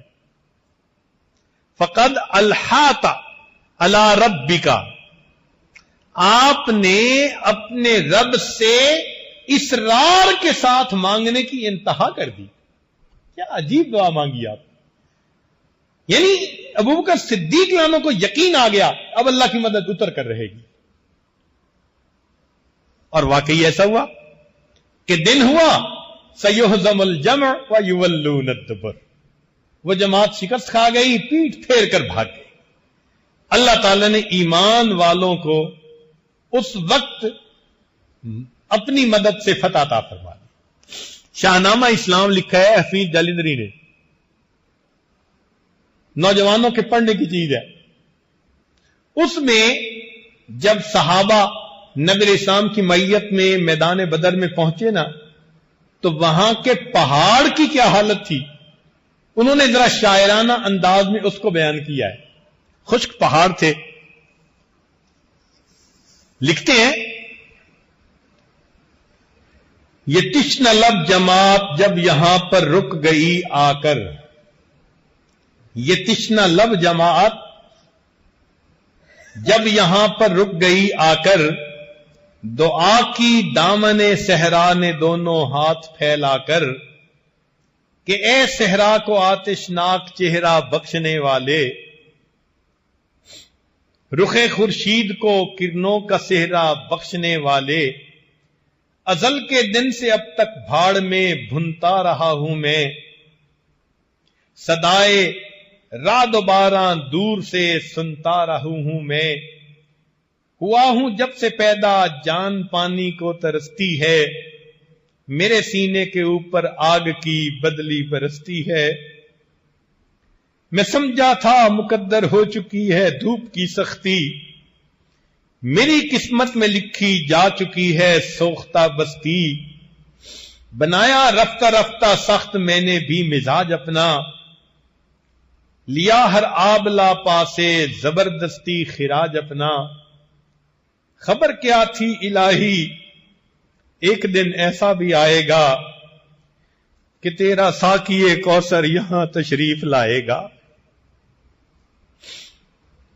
اگر یہ بات پہلے سے مجھے معلوم ہو جاتی، میرے دل کی کدورت خود بخود معدوم ہو جاتی، خبر کیا تھی یہاں تیرے نمازی آ کے ٹھہریں گے، شہید آرام فرمائیں گے غازی آ کے ٹھہریں گے، خبر کیا تھی ملے گی یہ سعادت میرے دامن کو، بنایا جائے گا فرش سعادت میرے دامن کو، خبر ہوتی تو میں شبنم کے قطرے جمع کر رکھتا، چھپا کر ایک گوشے میں مصفا حوض بھر رکھتا، وہ پانی ان مقدس مہمانوں کو پلا دیتا، میں اپنی تشنگی دیدار حضرت سے بجھا لیتا، میرے سر پر سے گزرا نوح کے طوفان کا پانی، تأسف ہے کہ مجھ سے ہو گئی اس وقت نادانی، اگر رکھتا میں اس پانی کی تھوڑی سی خبرداری، تو ہو جاتا میری آنکھوں سے چشموں کی طرح جاری، یہ 70 اونٹ 2 گھوڑے یہاں سیراب ہو جاتے، مجاہد بھی وضو کرتے نہاتے غسل فرماتے، تیرے محبوب کے پیارے قدم اس خاک پر آئے، الہی حکم دے سورج کو اب آتش نہ برسائے، اگر اب میرے دامن سے ہوائے گرم آئے گی، تو مجھ کو رحمت للعالمین سے شرم آئے گی، جلیل القدر مہمانوں کا صدقہ مہربانی کر، عطا بہرے وضو ان کے لیے تھوڑا سا پانی کر، برائے چند ساتھ ابر باراں بھیج دے یا رب، بہاراں بھیج دے یا رب، بہاراں بھیج دے یا رب، حضور ساقی کوثر میری کچھ لاج رہ جائے، میری عزت میری شرم عقیدت آج رہ جائے۔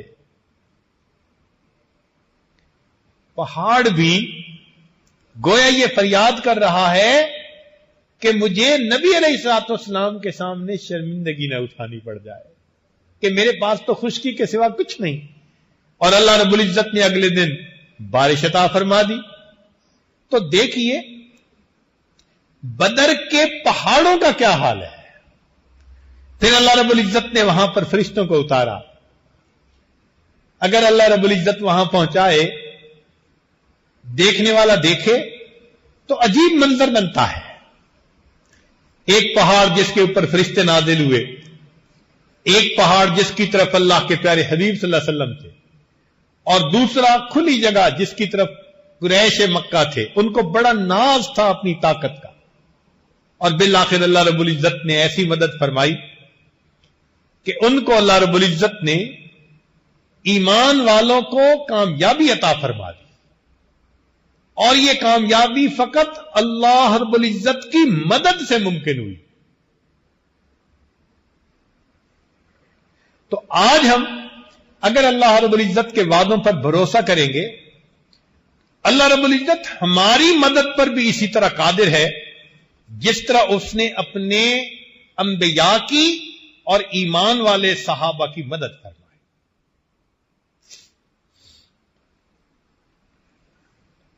تو غزوہ احزاب میں پھر کافر آ گئے کہ سارے قبیلوں کو لے کر چلتے ہیں اور ایک ہی وقت میں ایمان والوں کو ختم کراتے ہیں.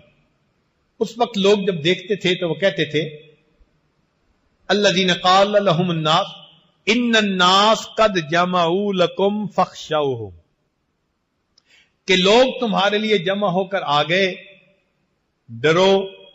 فزادہم ایمانا، اس بات کو سن کر ایمان والوں کا ایمان بڑھتا تھا. دیکھو آج کے حالات کو جنگ احزاب پہ ذرا منطبق کر لو. اس وقت بھی قریش پوری دنیا کی سپورٹ لے کے آ گئے تھے ایمان والوں کو ختم کرنے کے لیے، اور یہی یہودی ڈراتے تھے ان الناس قد جمعوا لکم، سارے انسان جمع ہو کے تمہارے لیے آ گئے ہیں. فخشوہم، او بھائی ڈرو، کوئی فکر کرو. اللہ تعالیٰ کیا فرماتے ہیں کہ یہ سن کے ایمان والوں کا کیا معاملہ تھا؟ فزادہم ایمانا، ان کا ایمان بڑھ جاتا، اس لیے کہ ان کو یقین تھا کہ اللہ کی مدد ہمارے ساتھ ہے. اور وقالو، وہ کیا کہتے تھے؟ حسبنا اللہ ونعم الوکیل. اس لیے آج کے بیان میں یہی آیت پڑھی گئی کہ حالات جیسے بھی ہیں ایمان والوں کو نظر کس پر رکھنی ہے؟ اللہ رب العزت. اللہ بس، باقی ہوس. ہمیں ایک اللہ کافی ہے. تو کوشش یہ کرنی چاہیے کہ ہم اپنے گناہوں سے توبہ کر کے اپنے پروردگار کو راضی کر لیں. جب وہ پروردگار راضی ہو گیا اور اس نے مدد کا ارادہ فرما لیا، یاد رکھنا ایمان والوں کو دنیا سے کوئی ختم نہیں کر سکتا. اللہ تعالیٰ ارشاد فرماتے ہیں فانقلبوا بنعمت من اللہ، یہ ایمان والے لوٹے اللہ کی نعمت کے ساتھ، وفضل لم یمسسہم سوء، اور فضل کے ان کو مس نہیں کیا برائی نے، واتبعوا رضوان اللہ واللہ ذو فضل عظیم، اللہ تعالی بڑے فضل والا ہے. اب آگے اللہ تعالیٰ ایک بات سمجھاتے ہیں، فرماتے ہیں ان ذالکم الشیطان یخوف اولیاءہ فلا تخافوہم، یہ شیطان ہے جو اپنے دوستوں سے ڈراتا ہے، تم ان سے مت ڈرنا. وخافونی، ایک مجھ سے ڈرنا، ان کنتم مؤمنین، اگر تم ایمان والے. تو ہمیں ڈرنا کس سے ہے؟ ایک اللہ رب العزت سے ڈرنا ہے. اس کی مدد اگر ہمارے ساتھ ہو گئی تو دنیا کا کوئی بھی بندہ ہمارا بال بیکا نہیں کر سکتا. اس لیے ایک حدیث پاک میں نبی علیہ الصلوۃ والسلام نے یہ بات سمجھائی. توجہ سے سنیے گا. عبداللہ ابن عباس رضی اللہ عنہ فرماتے ہیں میں سواری پہ نبی علیہ السلام کے پیچھے سوار تھا، ردیف تھا، پیچھے تھا. نبی علیہ السلام نے فرمایا یا غلام، اے لونڈے، اے لڑکے، انی اعلمک کلمات، میں تجھے چند باتیں سکھاتا ہوں. احفظ اللہ یحفظ کا، تو اللہ کی حفاظت کر، اللہ تیری حفاظت کرے گا. یعنی تو اللہ کا دھیان رکھ، اللہ تیری حفاظت کریں گے. احفظ اللہ تجدہ تجاہک، تو اللہ کی بات کو مان، اللہ کو اپنے سامنے پائے گا. اذا سألت فاسأل اللہ، جب تم نے مانگنا ہو تو کس سے مانگو؟ اللہ سے مانگو. وَإِذَا اسْتَعَنْتَ فَاسْتَعِنْ بِاللَّهِ، اگر مدد مانگنی ہے تو اللہ سے مدد مانگو. وَاعْلَمْ، جان لے، أَنَّ الْأُمَّةَ، لوِجْتَمَعَتْ عَلَىٰ أَن يَنفَعُوكَ بِشَيْءٍ لَمْ يَنفَعُوكَ إِلَّا بِشَيْءٍ قَدْ كَتَبَ اللَّهُ لَكَ. امت کا یہاں مطلب ساری مخلوق، کہ اگر ساری مخلوق نفع دینے کے لیے تجھے اکٹھی ہو جائے تو وہی نفع پہنچا سکے گی جو اللہ نے لکھا ہوا ہوگا. وَلَوِ اجْتَمَعُوا عَلَىٰ أَن يَضُرُّوكَ بِشَيْءٍ، اور اگر ساری دنیا جمع ہو جائے تمہیں نقصان پہنچانے کے لیے، لم يضروك الا بشيء كتب الله عليك، نہیں تمہیں ضرر پہنچا سکتی مگر وہی جو اللہ نے لکھ دیا.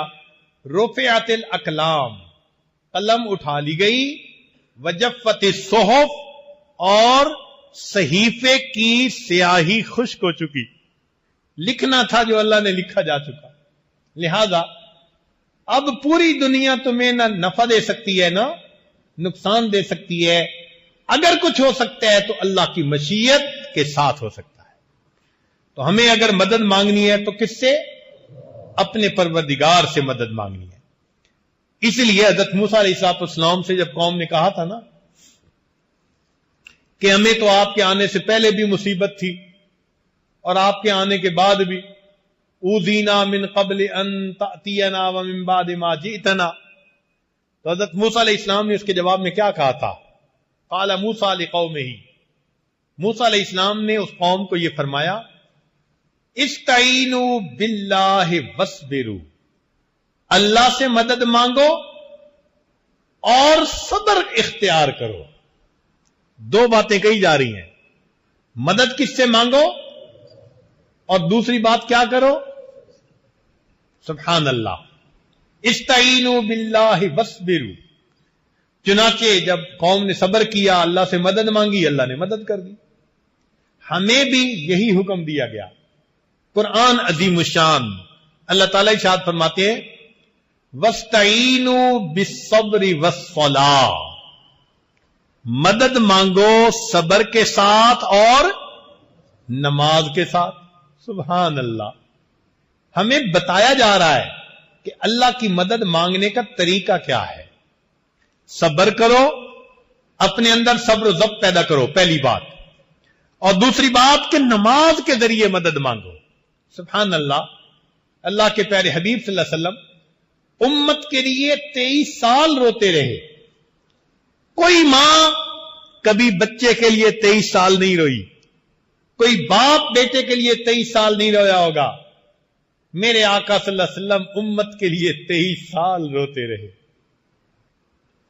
23 سال رونے کے بعد اللہ کے حبیب صلی اللہ علیہ وسلم امت کو بے یار و مددگار چھوڑ کے نہیں چلے گئے، بلکہ اس امت کو نماز کے ذریعے اللہ سے مانگنے کا طریقہ سکھا کر گئے ہیں کہ اگر میرے جانے کے بعد تم پر کوئی وقت آ جائے گا تو تم اس وقت نماز کے ذریعے اپنے رب سے مانگنا. جب کسی دفتر سے کام کروانا ہوتا ہے نا تو اپلیکیشن بھرنی پڑتی ہے. حج پہ جانے اپلیکیشن بھرو، ویزا لینے اپلیکیشن بھرو، اللہ سے مدد مانگنی ہے اپلیکیشن بھرو. اس اپلیکیشن کا نام نماز ہے. لہذا ہمارے اسلاف کا یہ طریقہ تھا، جب کسی پر کوئی مصیبت آتی تھی وضو کر کے 2 رکعت نفل پڑھا کرتے تھے، اللہ سے دعا مانگتے تھے. یہ 2 رکعت نفل پڑھ کے اللہ سے دعا مانگنا یہ طریقہ ہے. کاش کہ ان حالات میں ہم اس کو اپنی زندگی کا ایک حصہ بنا لیں. کوئی رات ہماری تہجد کے چند رکعت کے بغیر نہ گزرے. ہم اللہ سے اٹھ کر مانگیں، اپنی مدد عطا کر دیجئے. چنانچہ نماز کے ذریعے اللہ کی مدد اترتی ہے. سنیے، فتاوی تاطار خانیہ میں لکھا ہے کہ جو شخص فجر کی سنتیں گھر پڑھ کر مسجد میں جاتا ہے، ایک تو فجر کی سنتیں خود سنتیں ہیں، ایک ان کو گھر میں پڑھ کے مسجد میں جانا یہ الگ سنت ہے. تو جو بندہ اس سنت پر عمل کرتا ہے اللہ 3 انعام عطا فرماتا ہے. ایک اس کے گھر میں جھگڑے ختم ہو جاتے ہیں. اس کے گھر میں جھگڑے. آج دیکھو تو میرے خیال ہے 90% سے زیادہ لوگ کہیں گے گھر کی مصیبتیں ہیں. اولاد کی نافرمانی، بیوی کی پریشانی، گھر کے تقاضے پورے نہیں ہوتے، میاں بیوی کے درمیان نہیں بنتی. تو فرمایا جو فجر کی سنتیں گھر میں پڑھ کر مسجد میں جائے گا اللہ تعالیٰ 3 انعام دیتے ہیں. پہلا انعام کہ اس بندے کے گھر کے جھگڑے اللہ ختم فرما دیتے ہیں. دوسرا اس بندے کے رزق میں اللہ کشادگی عطا فرما دیتے ہیں، یعنی جاب کے اور بزنس کے بھی مسئلے ختم، کارخانوں کے مسئلے ختم، مارکیٹ کے مسئلے ختم، رزق کی کشادگی، قرضوں کے مسئلے ختم. جو گھر میں سنت پڑھ کر جاتا ہے 3 انعام. گھر کے جھگڑے اللہ ختم فرما دیتے ہیں. نمبر 2 اللہ تعالی رزق میں کشادگی عطا فرماتے ہیں. اور تیسرا انعام اللہ موت کے وقت ایمان کی حفاظت کے ساتھ دنیا سے جانے کی توفیق عطا. اب دیکھیے اللہ کے حبیب صلی اللہ علیہ وسلم نے کیا کیا پیاری باتیں بتائی ہیں ہمیں. عمل کرنا تو ہمارے ذمہ ہے. ہم اگر عمل کریں تو یہ نعمتیں ہمیں مل سکتی ہیں. چنانچہ مسلم شریف کی روایت ہے، توجہ فرمائیے. ان ابی الدرداء رضی اللہ تعالی عنہ، ابو الدرداء رضی اللہ عنہ روایت کرتے ہیں، یہ حدیث قدسی ہے. حدیث قدسی کا معنی اللہ تعالیٰ فرماتے ہیں، یا ابن آدم، اے آدم کے بیٹے، آدم کی اولاد، لا تعجز عن 4 رکعات من اول النہار اکفیک آخرہ. تو دن کے شروع میں یعنی فجر کی 4 رکعت پڑھ لیا کر، اس کی برکت ہوگی، میں سارا دن تیرے کاموں میں تیری مدد کروں گا. فجر کی نماز کتنے لوگ پڑھتے ہیں؟ آج جمعہ میں جتنے مسلمان مسجد میں آتے ہیں نا، اتنے مسلمان اگر فجر کی نماز میں مسجد میں آنے لگ جائیں، یہ عاجز گمان کرتا ہے اللہ کی مدد اتر آئے.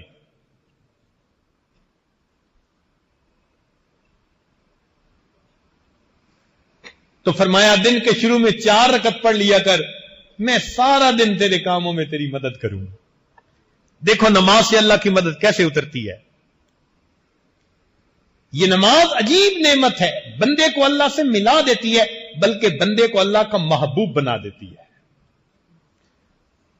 سنیے ابن سنی نے ام میمونہ رضی اللہ تعالی عنہا سے یہ حدیث روایت کی ہے. فرماتے ہیں اللہ تعالیٰ ارشاد فرماتے ہیں، ما تقرب الی العبد بمثل اداء فرائضی، کہ میرا بندہ میرا اتنا تقرب نہیں پا سکتا جتنا کہ فرض ادا کرنے سے تقرب پا سکتا ہے.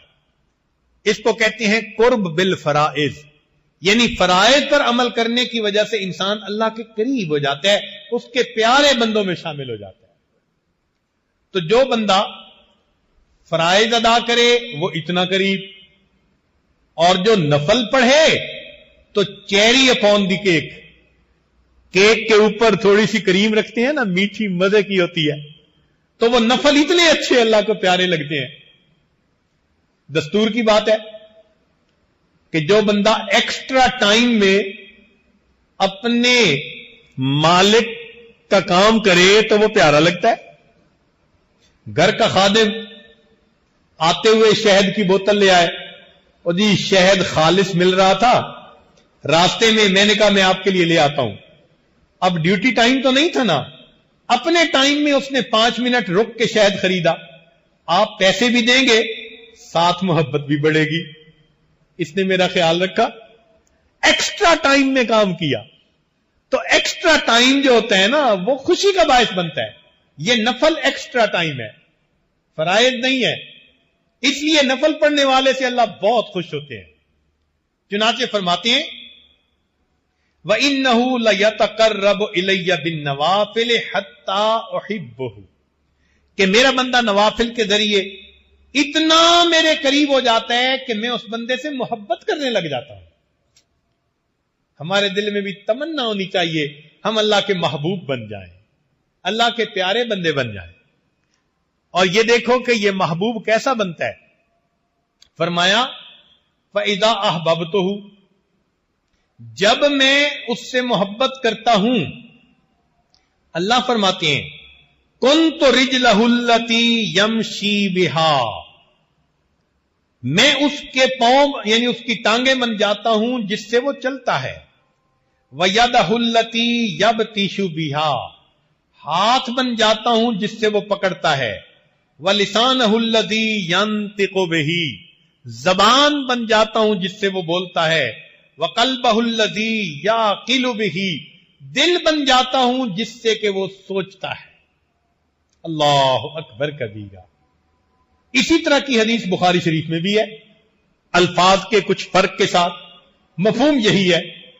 یعنی اللہ تعالیٰ فرماتے ہیں کہ میں اس بندے کی آنکھیں بن جاتا ہوں, زبان بن جاتا ہوں, ہاتھ بن جاتا ہوں, پاؤں بن جاتا ہوں. یا اللہ, آپ فرما رہے ہیں مالک الملک, احکم الحاکمین, رب العالمین,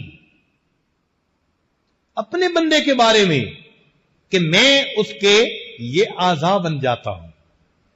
اللہ اکبر. اور یہ نہیں کہ یہ صرف بات ہی بات ہے, یہ سچ ہے.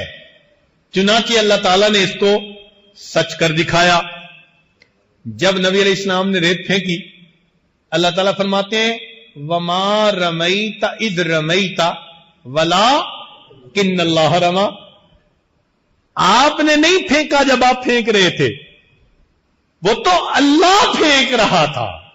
یا اللہ, آپ اتنے بڑے ہیں, بندے کے ساتھ اتنا احسان فرماتے ہیں کہ اگر وہ آپ کے حکم کی پیروی کر لیتا ہے, استقامت کے ساتھ جمع رہتا ہے, اتنی شان سے نواز رہے ہیں. فرماتے ہیں جب آپ پھینک رہے تھے, آپ نہیں پھینک رہے تھے, اللہ پھینک رہا تھا. اللہ اکبر کبیرہ. اسی پر تو کہنے والے شاعر نے کہا کہ گفتہ اے اللہ بود, گرچہ اد حلقوں میں عبداللہ بود, کہ وہ بندے کے گلے سے بات نکل رہی تھی مگر حقیقت میں ان کا بولنا اللہ کا بولنا. یہی حدیث پاک تو میں سمجھا رہی ہے کہ مومن کو اللہ تعالیٰ پھر کیا مقام عطا فرما دیتے ہیں. آگے فرما رہے ہیں یہی حدیث مبارکہ, ان سالنی آتیتہ, اگر تم مجھ سے سوال کرے گا, وہ بندہ سوال کرتا ہے تو میں اس بندے کے سوال کو پورا کر دیتا ہوں.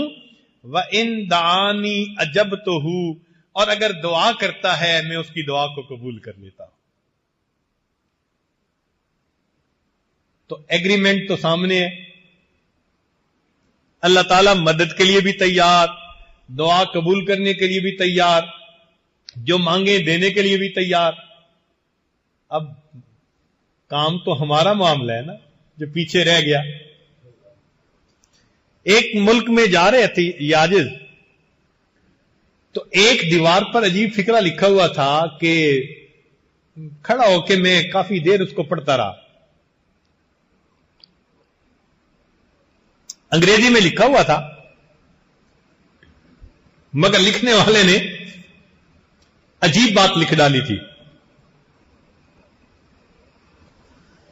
لکھا ہوا تھا کہ if you feel God is away, اگر تم محسوس کرتے ہو کہ اللہ دور ہے, guess who moved, یہ اندازہ لگاؤ کہ پیچھے کون ہٹا. اگر تم محسوس کرتے ہو کہ خدا دور ہے تو اب یہ سوچو کہ پیچھے کون ہٹا. تو اللہ تعالیٰ تو نہیں نہ ہٹ سکتے اپنی بات سے پیچھے, تو پیچھے پھر ہٹتا کون ہے؟ بندہ خود ہٹتا ہے. تو ایگریمنٹ سامنے ہے. اگر ہم اللہ کے بندے بن جائیں, سر کے بالوں سے لے کے پاؤں کے ناخنوں تک اللہ رب العزت کے حکموں پر عمل کرنے والے بن جائیں. اللہ فرماتے ہیں میں زبان بن جاؤں گا، میں آنکھیں بن جاؤں گا، میں پاؤں اور ہاتھ بن جاؤں گا، جو مانگو گے میں دوں گا، جو دعا کرو گے میں قبول کروں گا. سبحان اللہ. یہ سب سے آسان طریقہ ہے اس دنیا میں کامیابی اور غلبہ حاصل کرنے کا. اس سے زیادہ آسان طریقہ دنیا میں کوئی نہیں ہو سکتا. اور اگر انسان اللہ کے در سے راستہ بھول جائے اور رخ پھیر لے تو ایک حدیث پاک میں اللہ فرماتے ہیں ابن آدم تفرغ لعبادتی املأ صدرک غنن، تو میری عبادت کے لیے اپنے آپ کو فارغ کر لے، میں تیرے سینے کو غنا سے بھر دوں گا. واسد فقرک، تیرے فقر کو روک دوں گا. وَإِلَّا تَفْعَلْ، اگر ایسا نہیں کرے گا مَلَأْتُ صَدْرَكَ شُغْلًا، میں تیرے سینے کو شغل سے، کاموں سے بھر دوں گا. ایک ختم نہیں ہوگا، دوسرا، تیسرا، چوتھا، جیسے کہ آج کل ہم پریشانیوں میں گھرے ہوئے. وَلَمْ أَسُدَّ فَقْرَكَ، اور میں تیرے فقر کو پھر روکوں گا نہیں. اتنا کمائیں گے، جتنے گھر کے لوگ ہیں سارے کے سارے نوکریاں کرتے ہیں، خرچے پھر پورے نہیں ہوتے. جس کو دیکھو اسی کو گلا، خرچے پورے نہیں ہوتے. تو یہ خرچے تو پھر اللہ ہی پورا فرمائے. تو ہمارے پاس ایک ہی راستہ ہے کامیابی کا کہ ہم اپنی نگاہیں مخلوق سے ہٹائیں اور کس ذات پر جمائیں؟ اللہ پر. اور یوں کہیں حسبنا اللہ، ہمیں اللہ، اس لفظ کو ذرا سوچئے گا، یہ ہم بہت بڑی بات کر رہے ہیں. ہمارے لیے اللہ کافی ہے. اس لیے اللہ فرماتے ہیں وَتَوَكَّلْ عَلَى اللَّهِ وَكَفَى بِاللَّهِ وَكِيلًا مَن يَتَوَكَّلْ عَلَى اللَّهِ فَهُوَ حَسْبُهُ، جو اللہ پر توکل کرتا ہے اللہ اس کے لیے کافی ہوتا ہے. وَعَلَى اللَّهِ فَتَوَكَّلُوا إِن كُنتُم مُّؤْمِنِينَ، فرمایا الیہ یرجع الامر کلہ فاعبدہ وتوکل علیہ. ہمیں بار بار کہا گیا اللہ پر توکل، اللہ پہ دھیان، اللہ پہ نظریں جماؤ. لہذا جو اللہ کا دوست بنتا ہے پھر اللہ رب العزت اس کا معاملہ خود سمیٹتا ہے. حدیث مبارکہ سن لیجئے. فرمایا من عاد لی ولیا فقد آذنتہ بالحرب، جس نے میرے ولی سے دشمنی کی میرا اس کے ساتھ اعلان جنگ ہے. سنیے اللہ کا دوست بننے کا فائدہ. من عاد لی ولیا، جس نے میرے ولی سے دشمنی کی، فقد آذنتہ بالحرب، اللہ تعالیٰ فرماتے ہیں میرا اس کے ساتھ اعلان جنگ ہے. اللہ اکبر کبیرہ. اور واقعی اللہ رب العزت نے اپنا وعدہ سچ کر دکھایا. چنانچہ بدر میں صحابہ سمجھتے تھے کہ ہم نے کافروں کو قتل کیا، اللہ نے بات ہی صاف کر دی. فرمایا فَلَمْ تَقْتُلُوهُمْ وَلَكِنَّ اللَّهَ قَتَلَهُمْ. میرے مالک تیری عظمت پہ قربان جائیں، آپ اپنے قول کے کتنے سچے ہیں.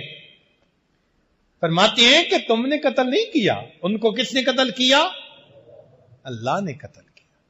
تو بھائی ہم اگر اپنے اللہ پر نظریں جمائیں گے وہ ہمارے الٹے کاموں کو سیدھا کر دیں گے، ہماری مشکلات کو آسان کر دیں گے، ہمیں مصیبتوں سے اللہ تعالیٰ محفوظ فرما دیں گے. اس لیے ہمیں کہنا چاہیے حسبنا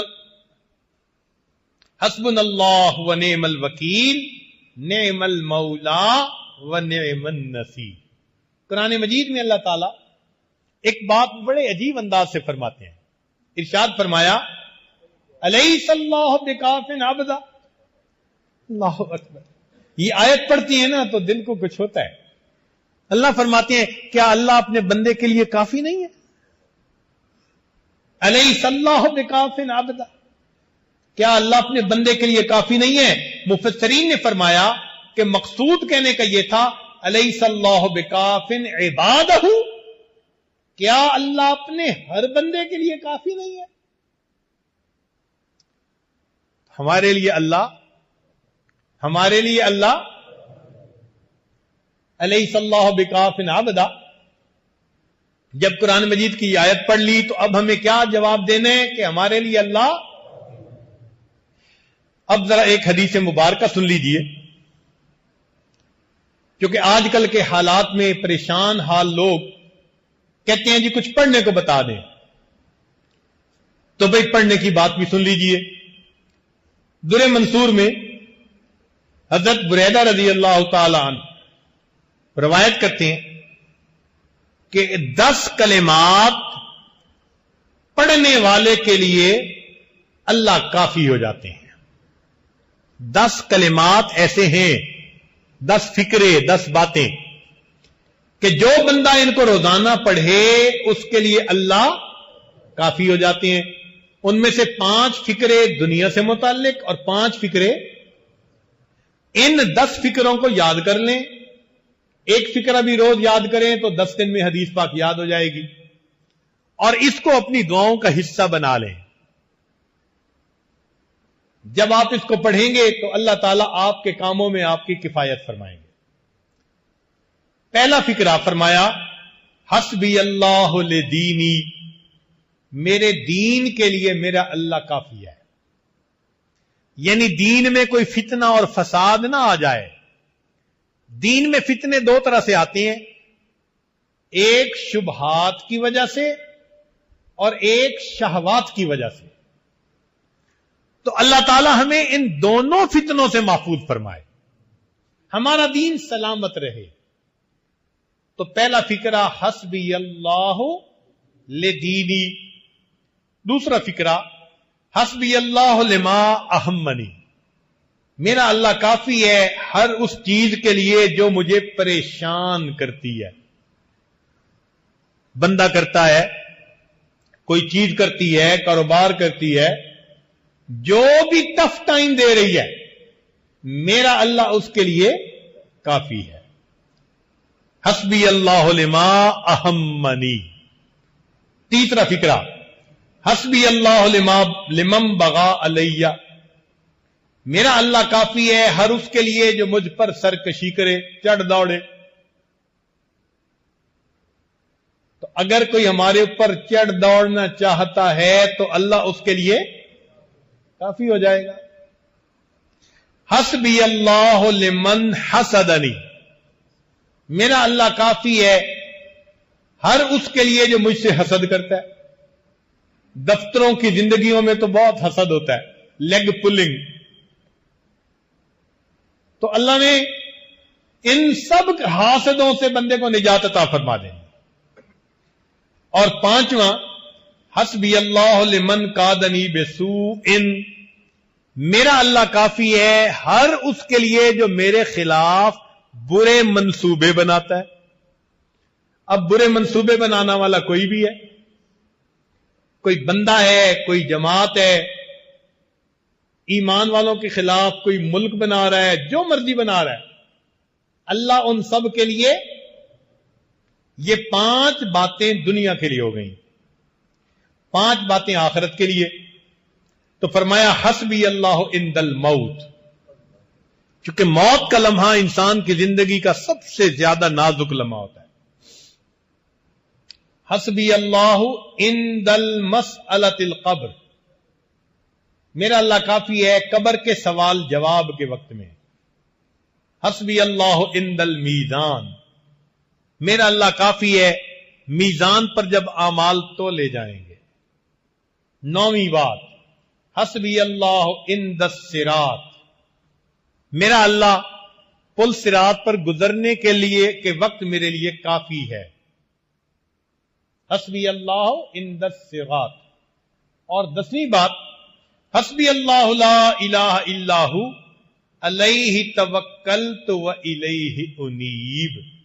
اگر یہ 10 فکرے ہم ہر نماز کے بعد پڑھ لیں، ہمارا پروردگار دنیا اور آخرت کے تمام مسائل کے لیے ہمیں کافی ہو جائے گا.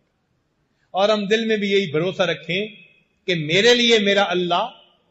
یہ سبق یاد رکھیے کہ آج کی اس مجلس میں یہ سبق ہمیں پڑھا دیا کہ ہمارے لیے ہمارا اللہ، ہمارا پروردگار کافی ہے. سیدنا علی کرم اللہ وجہ عجیب بات فرماتے تھے فرماتے تھے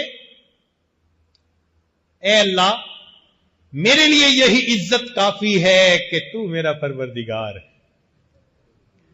اے اللہ میرے لیے یہی عزت کافی ہے کہ تو میرا پروردگار ہے اور میرے لیے یہی فخر کافی ہے کہ میں تیرا بندہ ہوں. میرے لیے یہی عزت کافی ہے کہ تو میرا پروردگار ہے اور میرے لیے یہی فخر کافی ہے کہ میں تیرا بندہ ہوں. اللہ اکبر کبیرہ. تو ہمیں ہر طرف سے نگاہیں ہٹا کر اپنے رب کے اوپر نگاہیں جما لینی چاہیے. پھر دیکھیں اللہ رب العزت اپنے وعدوں کو کیسے پورا فرماتا ہے. کہنے والے نے کہا لا الہ الا اللہ لا الہ الا اللہ. جھوٹی دنیا سے منہ موڑ رب سے اپنا رشتہ جوڑ. جھوٹی دنیا سے منہ موڑ رب سے اپنا رشتہ جوڑ. کون ہے تیرا اس کے سوا لا الہ الا اللہ لا الہ الا اللہ لا الہ الا اللہ. اس لیے ہمارے اسلاف چھوٹا بچہ نہ سمجھ ہوتا تھا یہ پیغام اس سے شروع کرتے تھے. تو پرانے وقت کی مائیں بچوں کو سلاتے ہوئے لوری دیتی تھی تو لوری دیتے ہوئے کیا کہتی تھی؟ حسبی ربی جل اللہ ما فی قلبی غیر اللہ. یہ حسبی ربی یہ بچپن کا پیغام، بچپن کا سبق ہے. حسبی ربی جل اللہ ما فی قلبی غیر اللہ نور محمد صلی اللہ لا الہ الا اللہ. اللہ رب العزت ہمارے لیے دنیا اور آخرت کے تمام کاموں کے لیے کافی ہو جائے اور ہمیں اپنے عبادت گزار مغفرت کیے ہوئے گنہگار بندوں میں شامل فرمائے. وآخر دعوانا ان الحمدللہ.